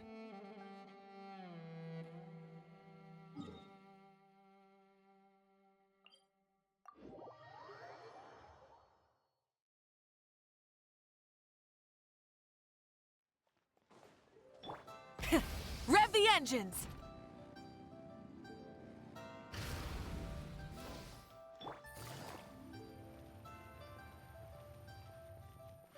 Huh.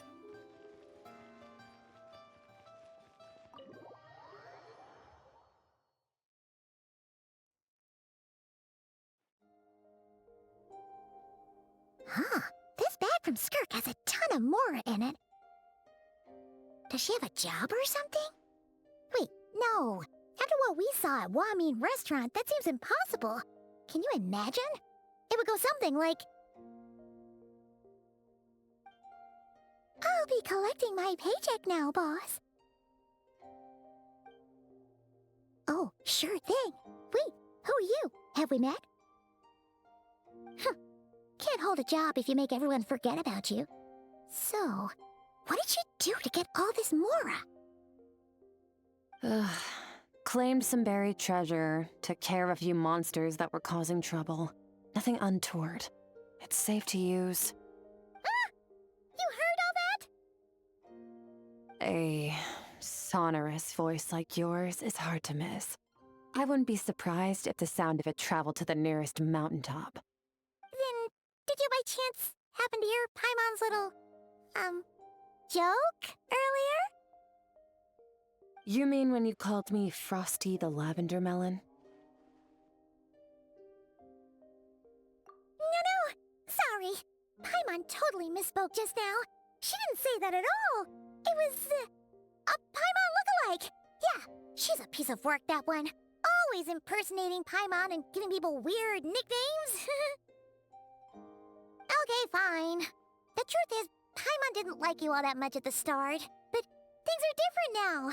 You helped the Traveler in a big way, so what do you say? Friends? Ugh. I noticed there was only one bed. Go ahead and get some rest. Wait, what about you? I don't get tired, and I don't need rest. I'm going to practice my sword work. That should help me regain some strength. But your shoulder... Hey, don't just leave! Ah, whatever. Let her tire herself out. She'll come back eventually. Let's get some sleep, Traveler. That comfy bed is calling, Paimon.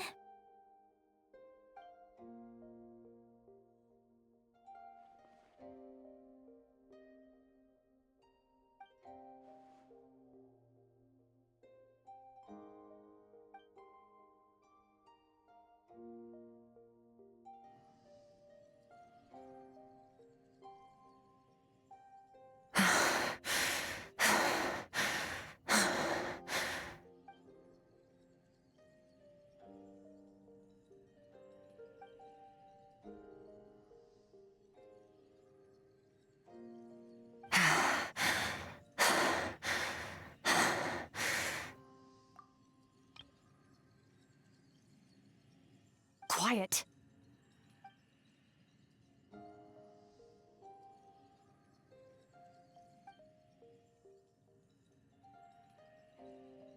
Do you even remember how many of us perished in that fire? How many bodies were left to rot on the scorched earth? Yet you alone live on. Keep your gaze fixed on your blade. You don't deserve to rest. Run, Skirk. Run! Only death awaits us here. Keep running, and don't ever look back.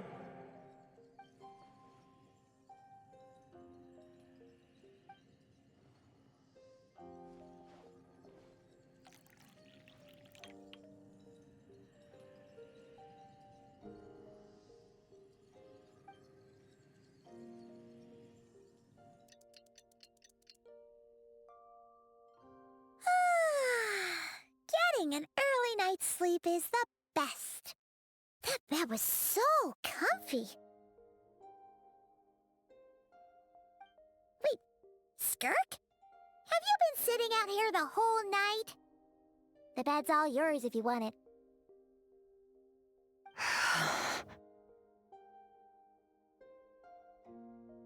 About 60%, maybe 70. Whew! Paimon thought it would take at least a couple of days. That was fast. No, not fast enough. That's 20% less than last time. Same training regimen, same intensity. Nothing felt different, but somehow the outcome fell short.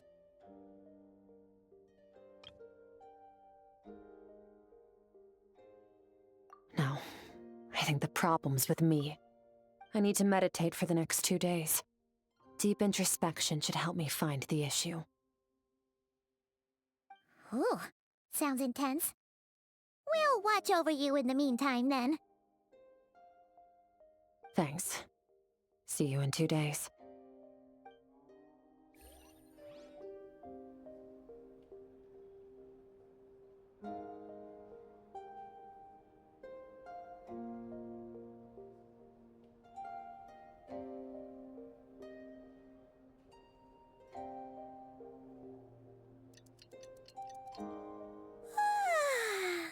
Morning! Skirk is still meditating, huh? It's been 2 days already. Shouldn't she be awake by now?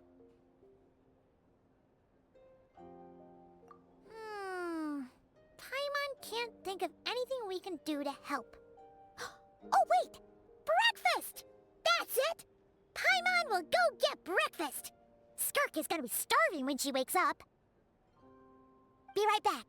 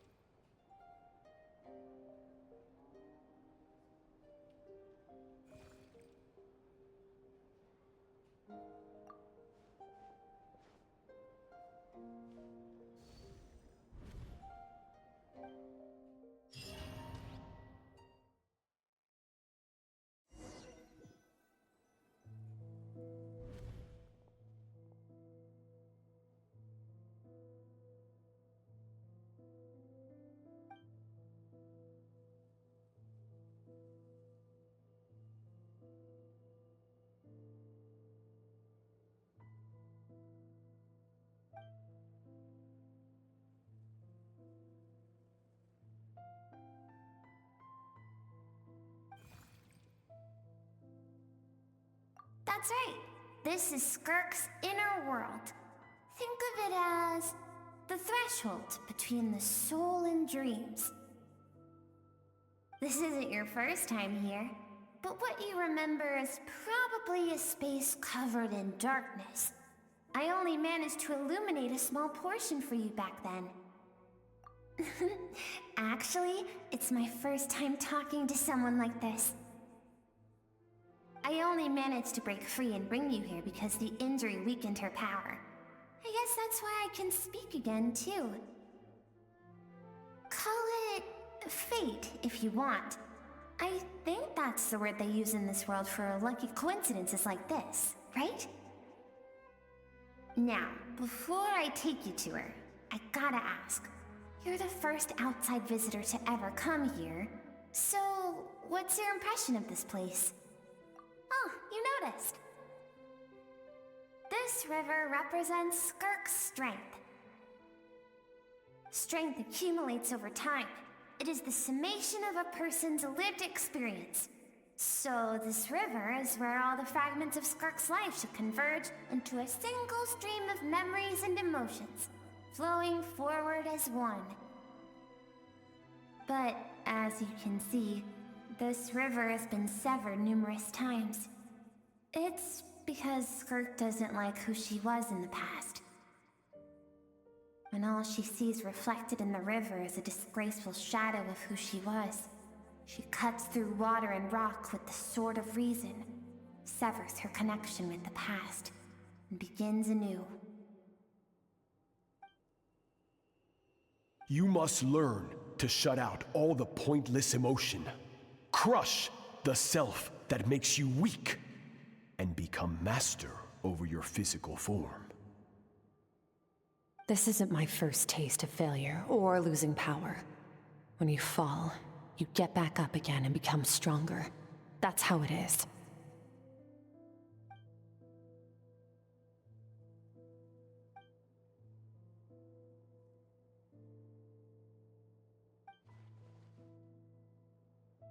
The answer to one mystery invites another question, I see. Let's follow the river upstream. There among the cliffs, among the memories etched into her heart, lies the truth of it all. Soon, you'll understand everything.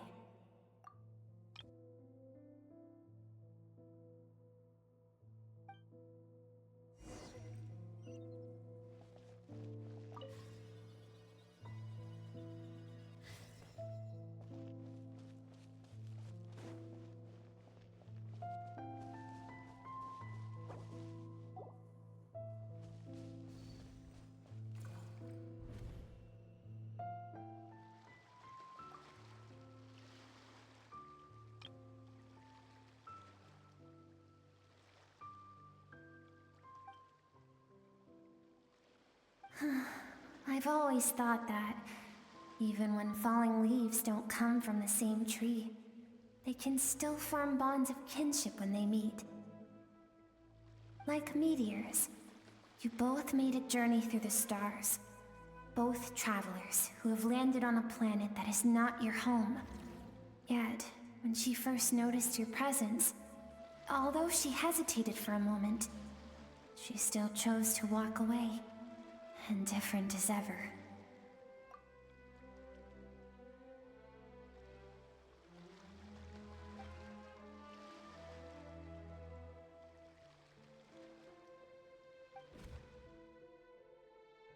Seems like you've answered your own question. Skirk sees herself as a trespasser in this world. She's made a conscious choice to avoid altering its path.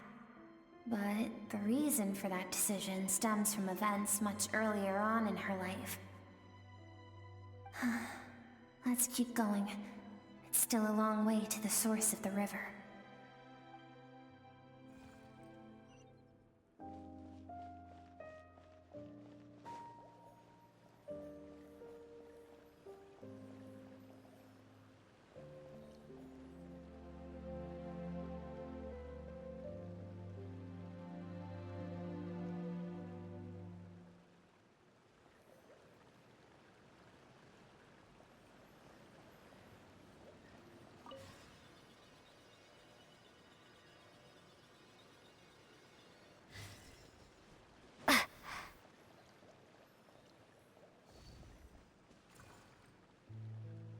You now have what it takes to wield immense power. From this day forth, I shall teach you no more. No one can become a worthy warrior through imitation alone. I have given you fangs and claws. Now, you must learn to hunt. You wish me to travel the world beyond on my own, Master? Indeed. Make new friends. Embark on your own journey. And piece together a new future from the shattered remnants of your past. We will still have contact through the abyss. But know this.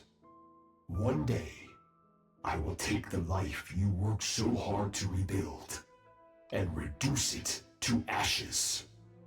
Just like the fire that haunts your mind. Why do you do that? I have told you before, fear is the catalyst for human evolution. You have tasted loss.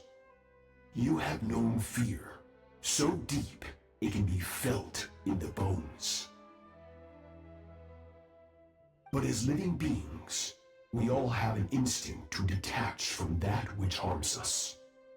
And thus pain dampens over time, and the acrid taste of fear becomes but a distant memory. Yet now, I have bestowed upon you the gift of fear eternal.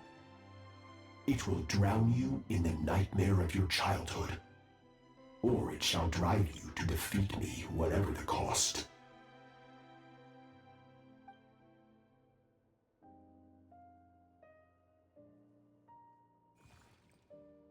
That is what Skirk's master, the foul Sertologi, looked like at one point in time.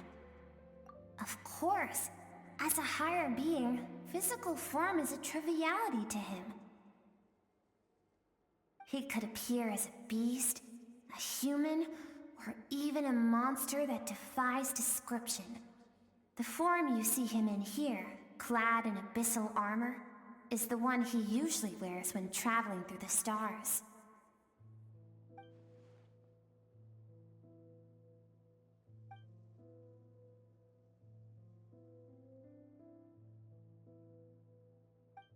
For certain reasons, I need to bridge the power gap between me and my master as quickly as possible.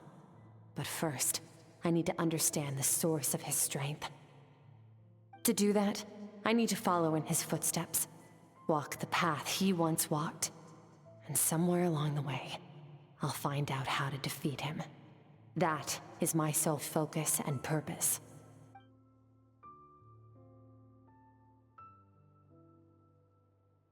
I'll let you in on a little secret. The real Sertologi is terrifying.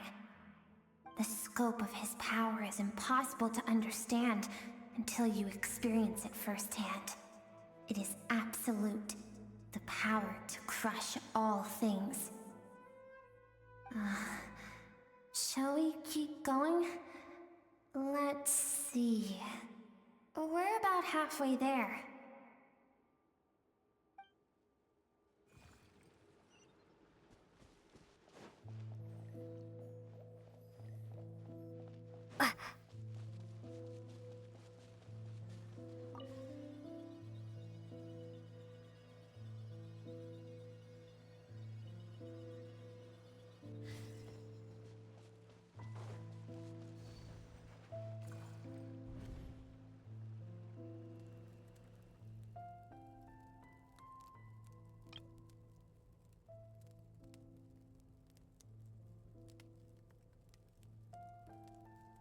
We've made it quite a ways already.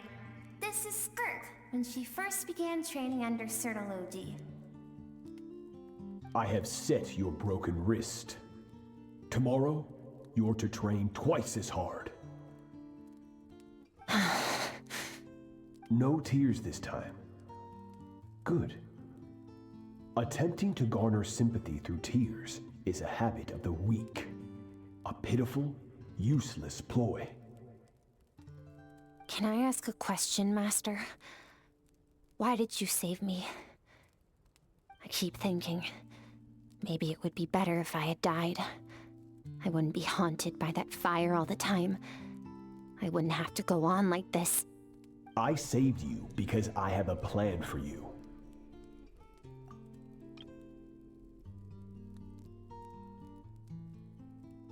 It has been too long since I fought a battle that demanded my full strength, and I hunger for it. Every so-called genius and prodigy I have faced has crumbled like sand underfoot. Before me, even fate bends the knee. So, I will teach you everything I know, train you by whatever means necessary, in the hope that one day, you might surprise me. But I don't want to draw my sword against you, Master. What you want matters little. Among the boundless sea of stars, the cries of the weak are but faint murmurs that disappear into the void. You of all people know that well. Yes, Master. From that day forward, all she knew was grueling training, emptiness, and fatigue. After some time, her talent bloomed, and she gained control over her emotions, like her master. How should I put it? It was not that human emotion disappeared from her heart, but that reason came to dictate all she was allowed to feel. I suppose it was at this point that she became the Skirk you know today.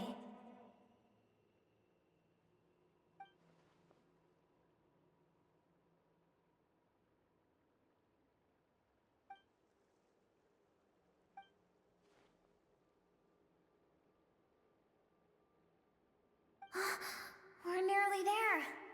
I almost don't want to reach the end. Well, shall we?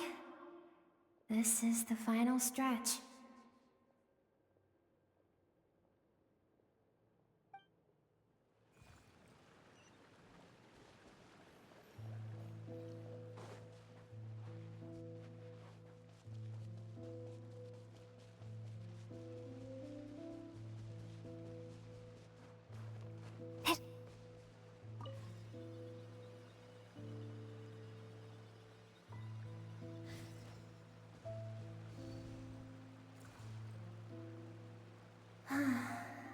These are Skirk's happiest memories. What a simple and carefree time it was. Wisps of clouds dotted the sky. The sun bathed everything in golden light. And when song filled the air, not even the shyest of flowers could resist swaying along. This is Skirk's homeland. She was so curious about everything as a child, always skipping school to go exploring instead. There was so much to discover. The treasures at the bottom of the sea, the secrets beyond the stars, and that merchant ship packed with adults wearing those strange clothes. Yes, the ship. That was the beginning of the end.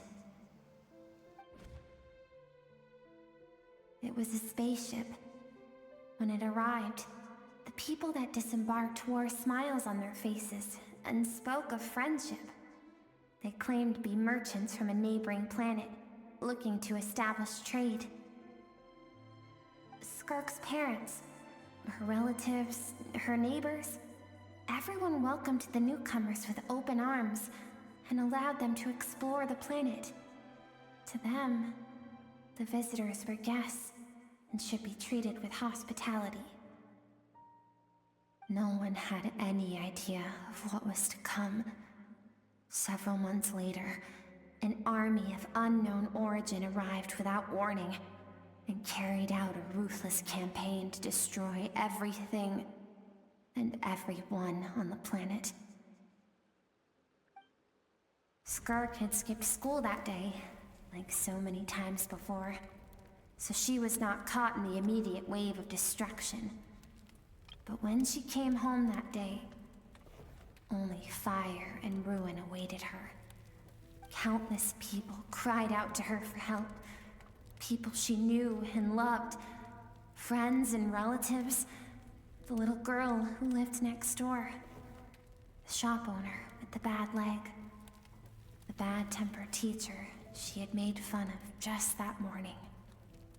Their lives were discarded like worthless trash as the fire consumed one life after another. Skirk was helpless. All she could do was run. And so she did. She kept running until an unexpected figure crossed her path.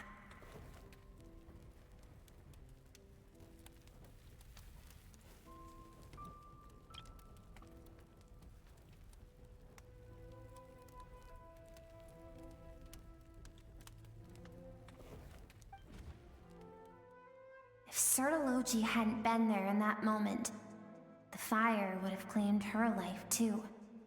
And there she would have remained, left to rot in the scorched earth, with no answer as to why any of this was happening. Because she and her people were seen as a threat. As the initial merchant ship explored the planet, they discovered that it hadn't always had the condition to support life. Yet there was evidence of human activity, even during the periods of extreme heat or cold in the past. Further research revealed that, over time, the people of this planet had evolved the ability to adapt to any type of environment or energy source. For that reason, the outsiders viewed them as a potential threat, and decided to eliminate them before the threat could rear its head. And so, senseless, isn't it? Deemed a threat because of a gift they didn't even know they had. Perhaps it was their own innocence and kindness that doomed them. But in the end, that was lost to the blaze as well. For that reason, the outsiders viewed them as a potential threat, and decided to eliminate them before the threat could rear its head. And so, the army was called, and the so-called danger was wiped from the face of the planet. If those with power get to decide good and evil, then all you can trust in is the sword in your hand. And so, before death could claim her, she ran. She ran and never stopped. No one wants to relive their most painful moments. Well, that brings us to the end of the story. This is as far as we can go. Skirk is waiting over there. For both of us. Let's go to her. It's time to fulfill my purpose. And my greatest wish over all these years.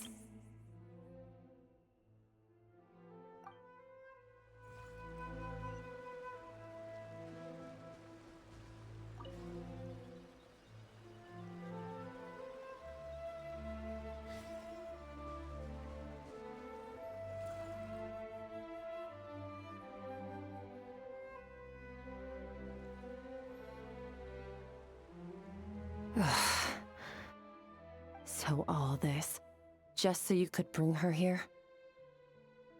I have things to say to you. Well, to me.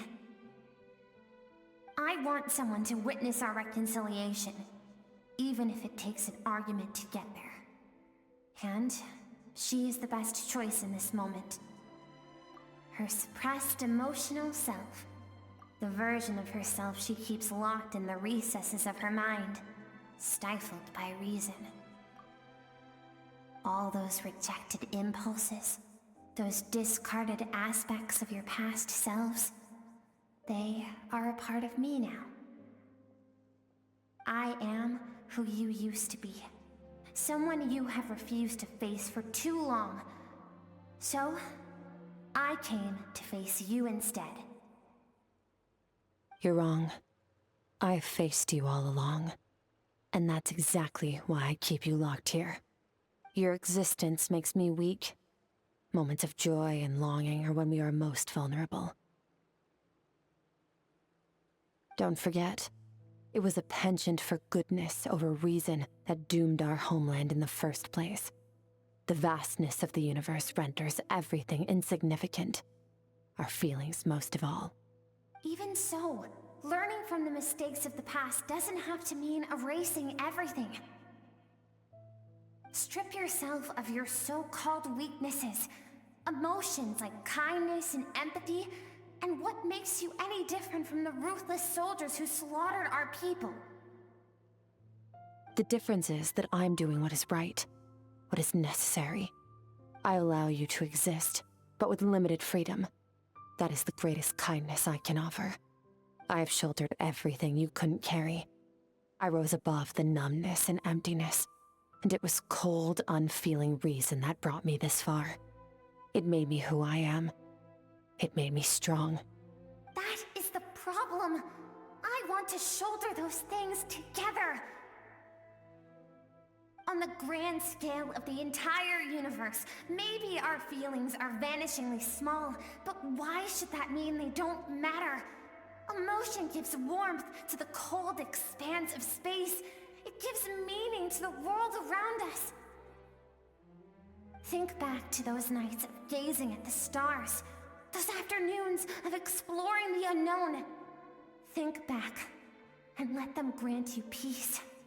A brief respite from the pressure you put on yourself.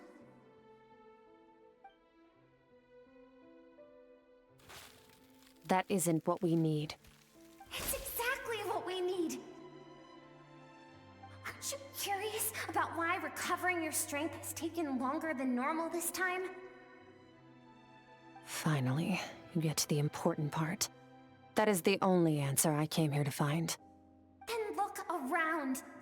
Look at your inner world. You cast aside your dreams and curiosity, and in doing so, you lost your original motivation. You severed all connection to who you used to be, so you can no longer draw strength from your past. Now, the only things driving you forward are fear and survivor's guilt. But these cannot take you far enough. And so, this river, the source of your strength, grows more polluted by the day. And you think that means I should seek help from a weak little thing like you?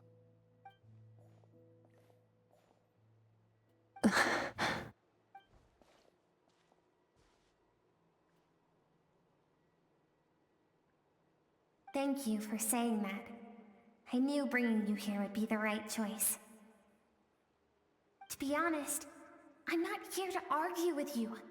This isn't about who's right or wrong. And in fact, I agree that in order to make it through the wake of that tragedy, we had to distance ourselves from the pain through reason over emotion. But what is right at one point in time isn't always right forever.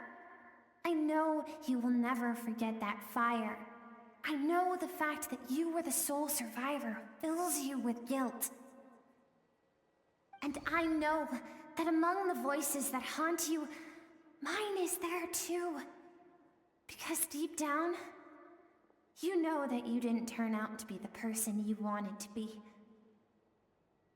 All those unfulfilled hopes are like knives to the heart. And I don't want you to hurt anymore.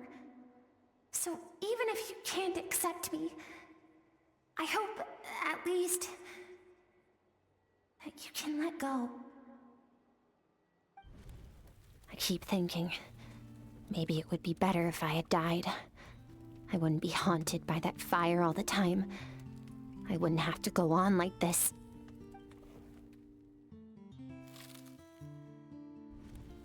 Your dad and I, we're not afraid to stare death in the face, but we need you to survive.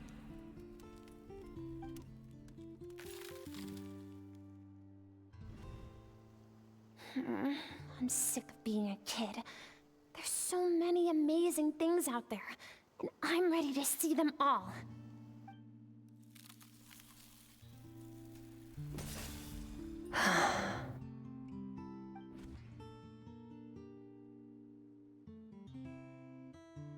I remember. There was a song Mom and Dad always sang when we went out to fetch water. Dancing water. The sand along your path is begging for your song and movement. Will you carry this burden with you on your journey? I am not the dancing water, and you are not the burdensome sand. But if this is your wish, then I will carry you with me until the end.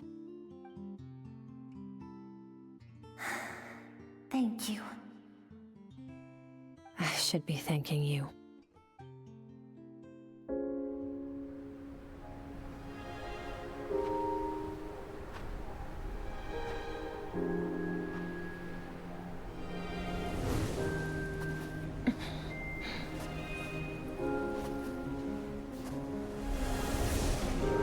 Run, Skirk, run! Remember, leave no one alive!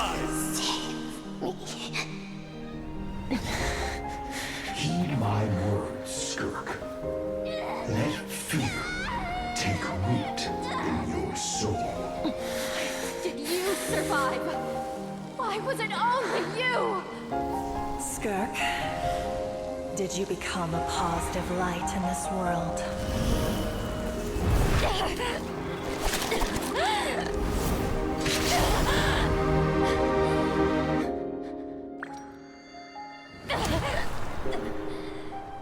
Hey, this doesn't have to be the end.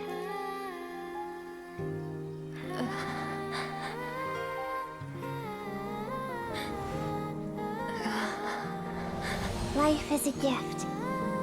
Don't let darkness claim it.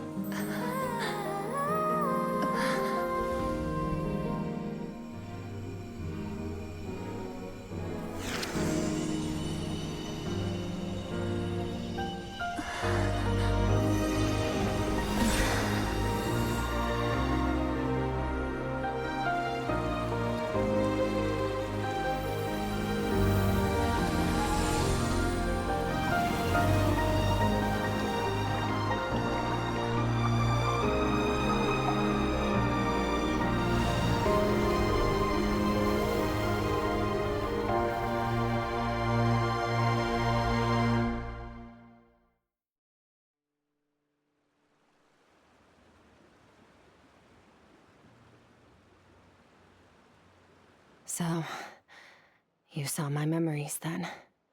I once asked my master if survival of the strongest was the law of the universe. He said no. But in a world without order, those with no moral boundaries tend to be the ones who survive. That's why, after hearing his answer, an idea came to mind. An idea that, one day, I would create a new world order. One in which there would never be another tragedy like that fire. One in which power was not the law of the land. But that means I must defeat him. Because my master, Sertologi, is, at the core, a defier of all rules and order. Yes, and not just because of the gap in our abilities, but also because I have no reason to see him as an enemy. Although his decision to train me was not made out of kindness, he did everything a master should. He saved my life, taught me the sword and the principles of strength. And for that, I respect him.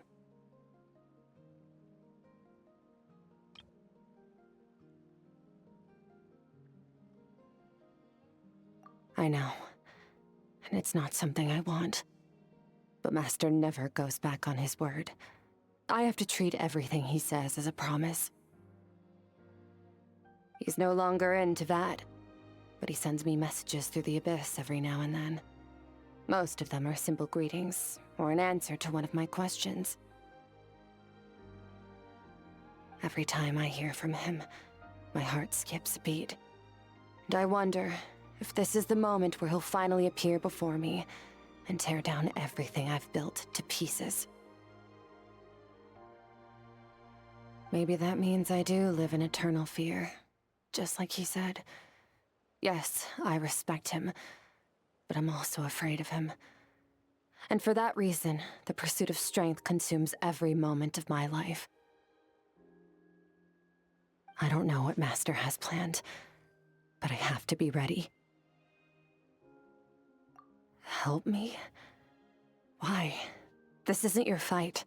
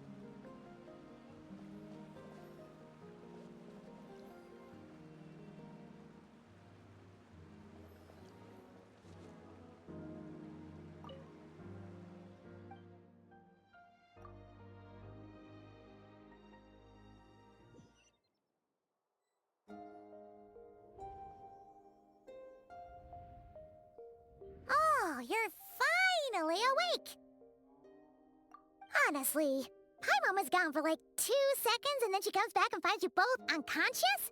Oh, you scared Paimon half to death. You're both okay, right? What does it look like?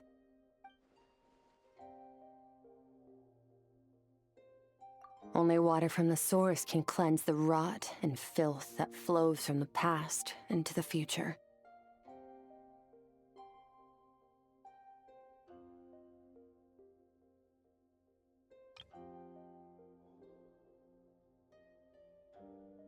I taught you to incorporate the experiences from your journey into how you fight.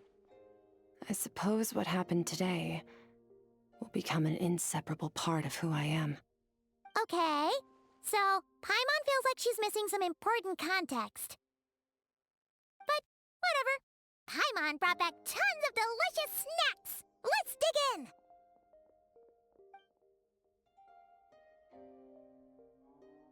All right. It's about time we finished what we started. We're gonna deal with this thief for good, right? This time, I'm not going to tell you to hold back. But having digested even more power in the meantime, he's going to be tougher than before. The good news is, we have no reason to pull our punches this time. So, let's go. Same place as last time.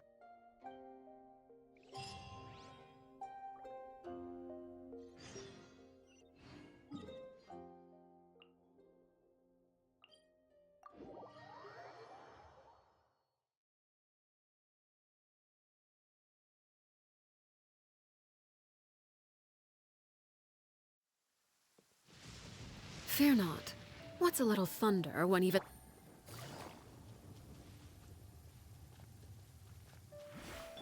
Try and stop me!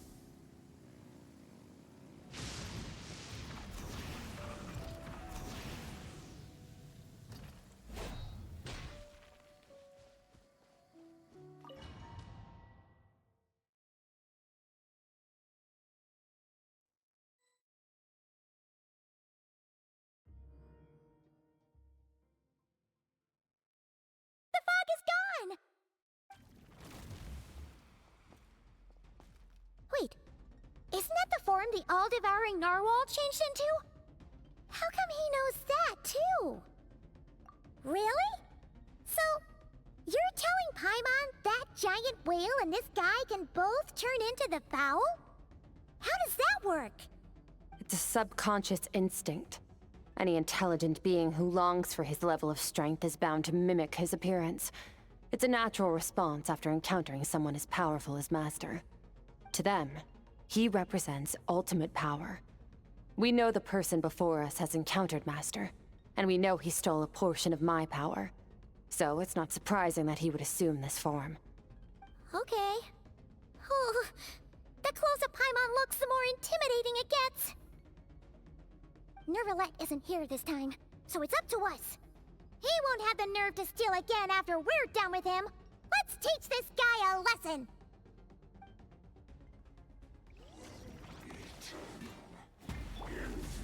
Bombs away! Ha! Yeah. Yeah. Yeah. Yeah. Ha. Haven't forgotten your training, I hope.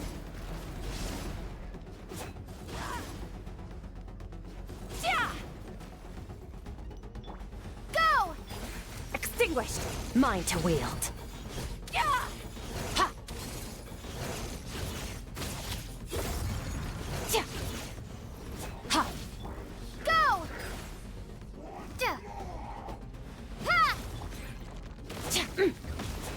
Surge. Ha ha. Yeah. Ha.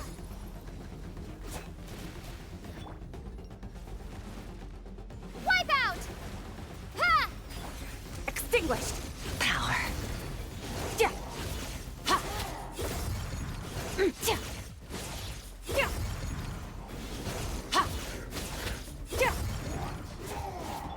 Go.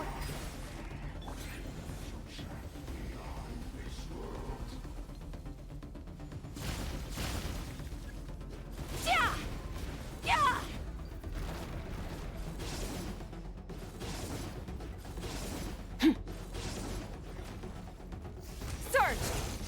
mine to wield. Ha! Ha! Ha!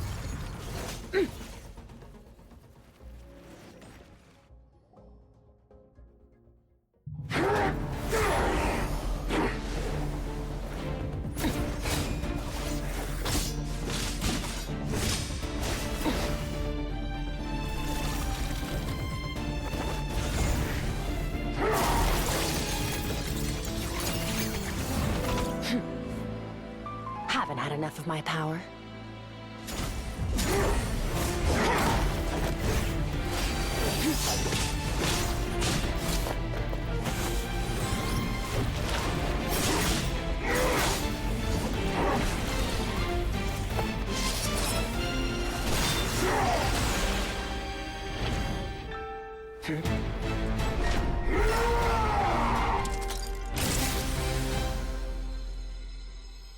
Well then, let's see how much more of this power you can handle.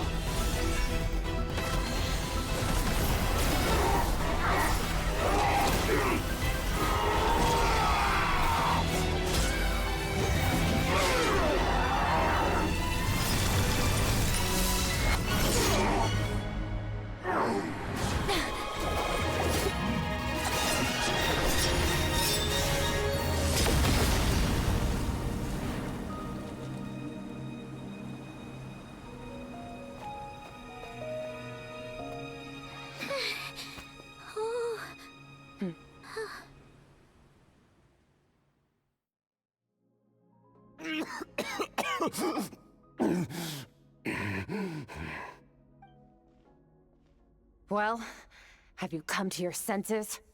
You saw that my body was at its limit. So, you deliberately channeled your power into me, knowing that it would destroy my shell from within.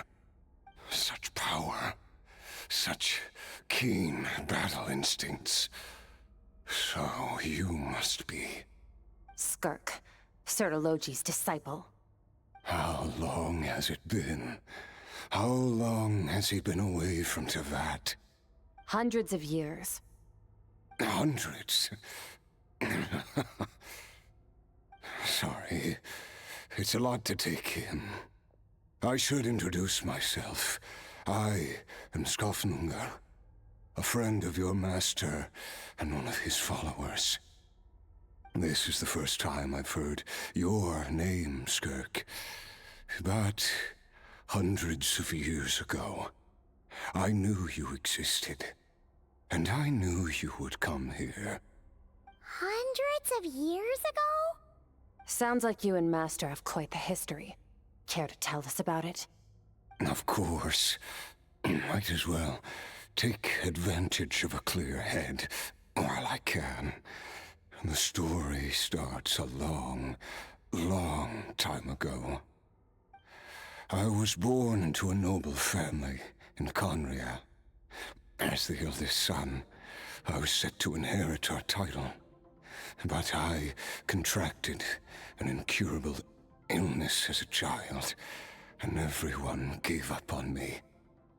I trained the sword harder than anyone else, defeated all of my peers. But it was all in vain. When other people looked at me, all I saw in their eyes was pity, or a strange glee in my misfortune. Even my parents were just waiting for me to die. Over time, my heart hardened, and I became aimless. That was the point where I met your master, Sertologi. We were similar in age, but different in background. He was born in prison, the son of criminals who had been sentenced to death. He spent his childhood wandering the streets, facing more criticism than the literary works in the Universitas Magistrorum. Yet, he always wore a smile on his face, as if kindness and malice were one and the same, and he could not see the difference. I still remember what he said to me when we first met. You need to fight to survive. Even if it's a losing battle, it should light a fire under you. How can you sit back like this and go down without a fight? That does sound like something he would say. He was the first to acknowledge that I was worth something, and he inspired me to keep going. When we sparred together, it was the first time I'd actually felt the thrill of combat. When I was 10, he stole forbidden research materials and managed to cure my illness. It was like there was nothing in this world he couldn't accomplish. When it came to the human form, he was always intent on pushing the boundaries of possibility.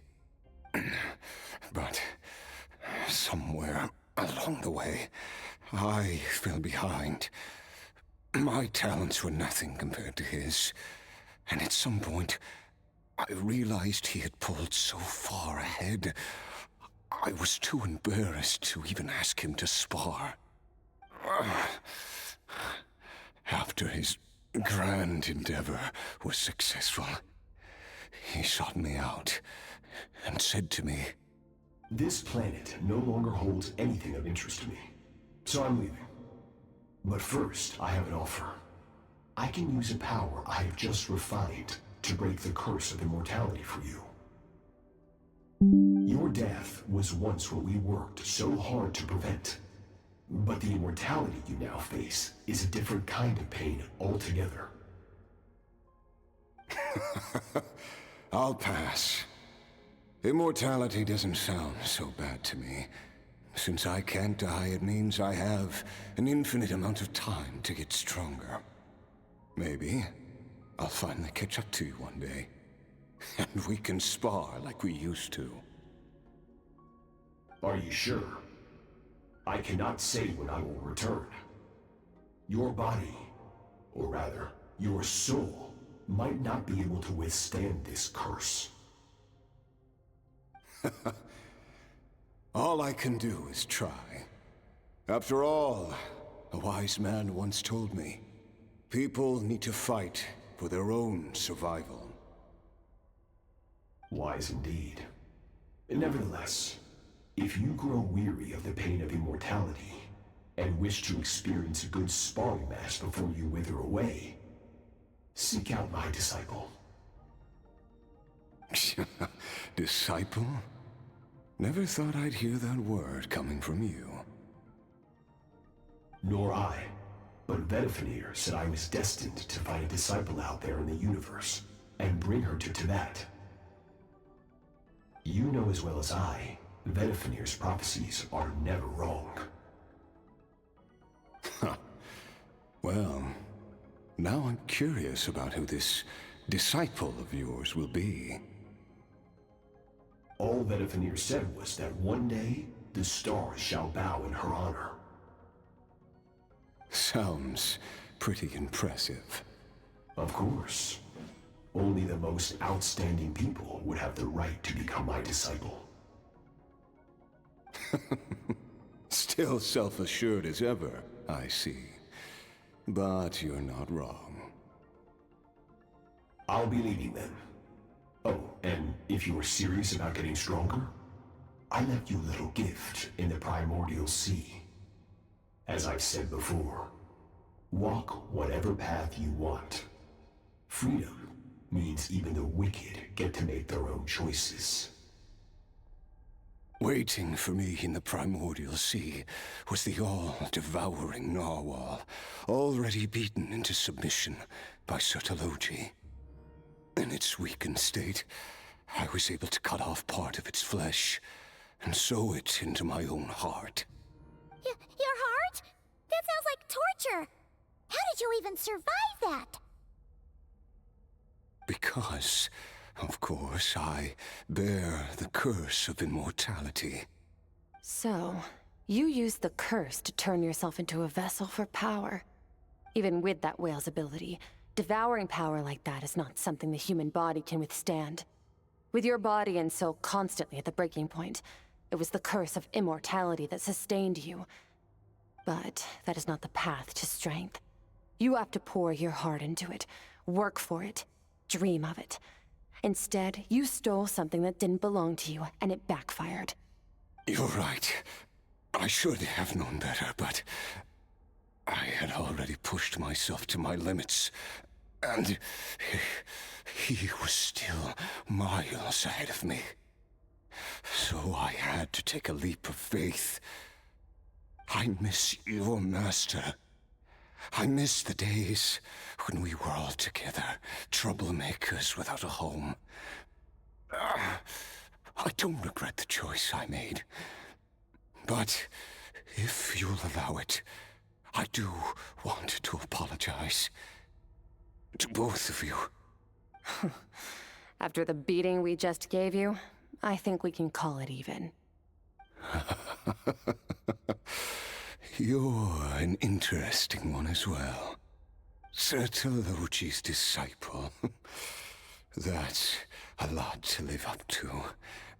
It can't have been an easy experience. I know what he's like.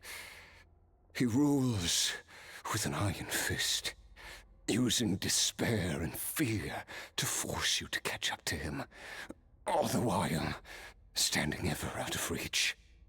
We're like mountain climbers in the dark, never knowing how much higher we have to climb, or when we will see the sun again. True. But I made up my mind long ago. No matter how dark it gets, I will not give in to despair. I will overcome it.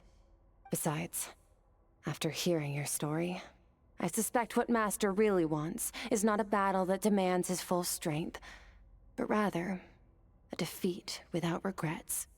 Oh?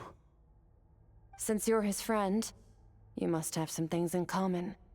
First time we came here, when you stabbed me through the fog and stole my power, I felt no emotion coming from that spike. But when you had to devote all your strength fighting me just now, I could feel joy and passion emanating from your blade. It was the joy of a researcher discovering the truth of the world, the joy of an artist uncovering a temple of wonders. Interesting. I'm certain I didn't express those emotions outright, yet you were able to read them from my blade, like a glimpse into my inner world. You're right. That battle brought me an unbridled sense of joy, and my defeat brings me no regret whatsoever. Exactly. I think Master also craves a battle like that. One where his opponent forces him to use all his strength, unlock the extent of his potential, and transcend his own limits. A battle to end all battles. After which, all can come to an end, including, perhaps, his life. For that very reason, good and evil are meaningless to him. He has one purpose, one goal: to complete himself. It's one of the secrets to his strength. Perhaps you're right. Perhaps that is his call.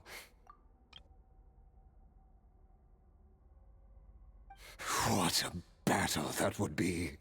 Oh, to witness such a...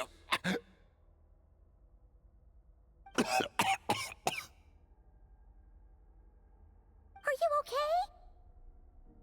Too many different kinds of power are surging through my body. The curse of immortality allows it all to coexist, but it does not remove the pain. I won't be able to hold on to my sanity for much longer. What a shame. I would have loved to witness that battle. Sertologi once offered to free me from this curse. Now, I must ask that of you, Skirk. Can you release me from the pain? I can, but not through death, if that's what you were hoping for. It's not a suitable punishment for your crime. As an alternative, I can take your consciousness, along with all the power you've consumed, and smash it to pieces. The impurities will dissipate, and under the curse of immortality, your mind and body will regenerate.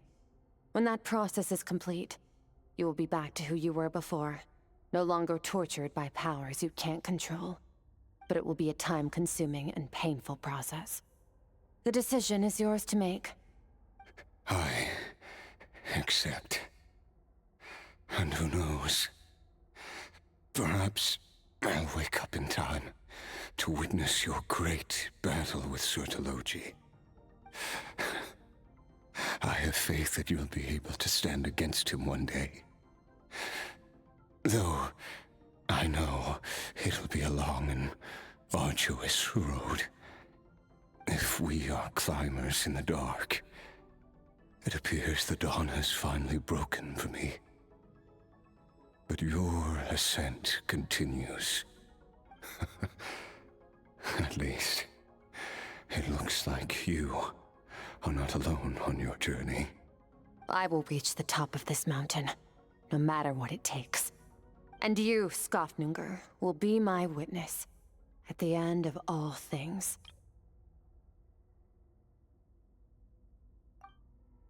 Whew, that's finally over. Let's get out of here. Huh, at least we don't have to make a mad dash for the exit like last time.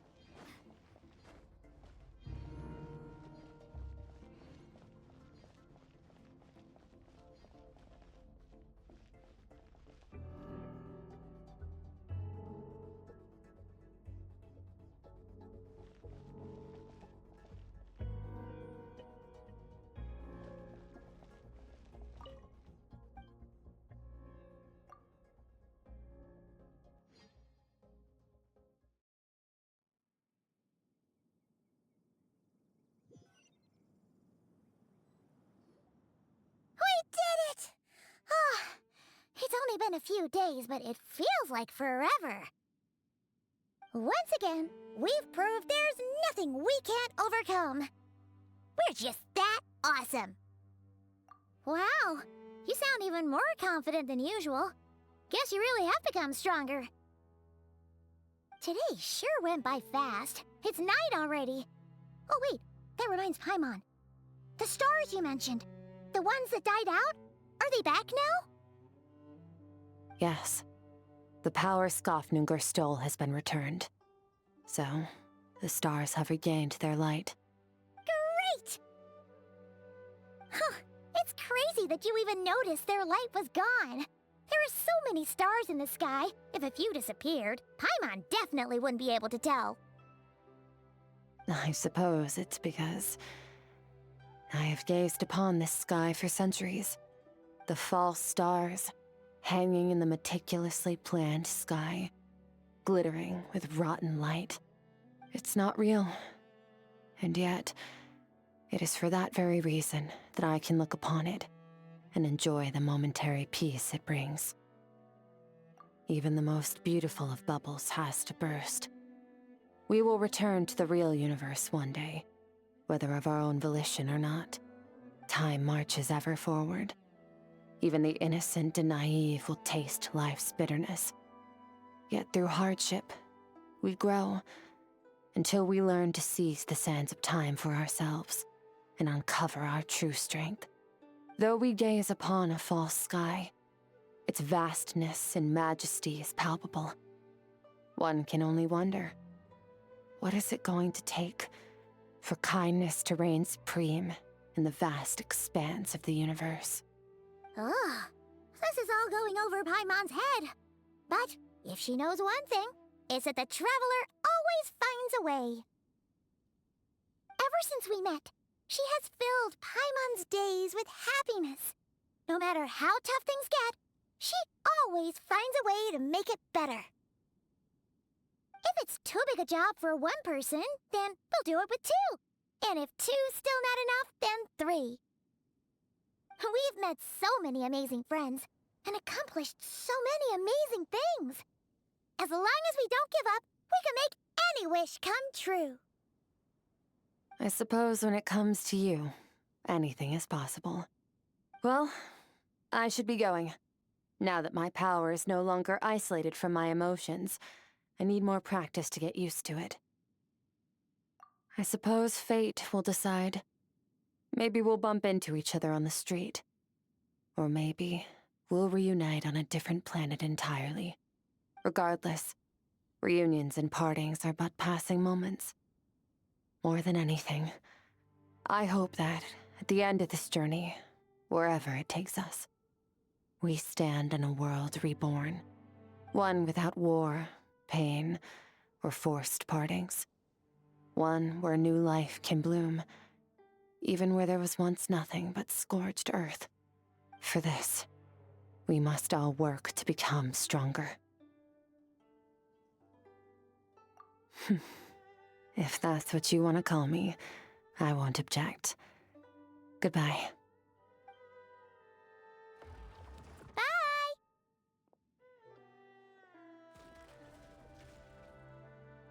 Is it just Paimon, or is she being nicer than before? We definitely count as friends after all that, don't you think? Hey, what do you think about camping here tonight? There's nothing quite like sleeping under the stars. Come tomorrow, we can continue our journey. Oh, and since Paimon treated you to that super nice meal at Wanmin Restaurant, it's about time you returned the favor.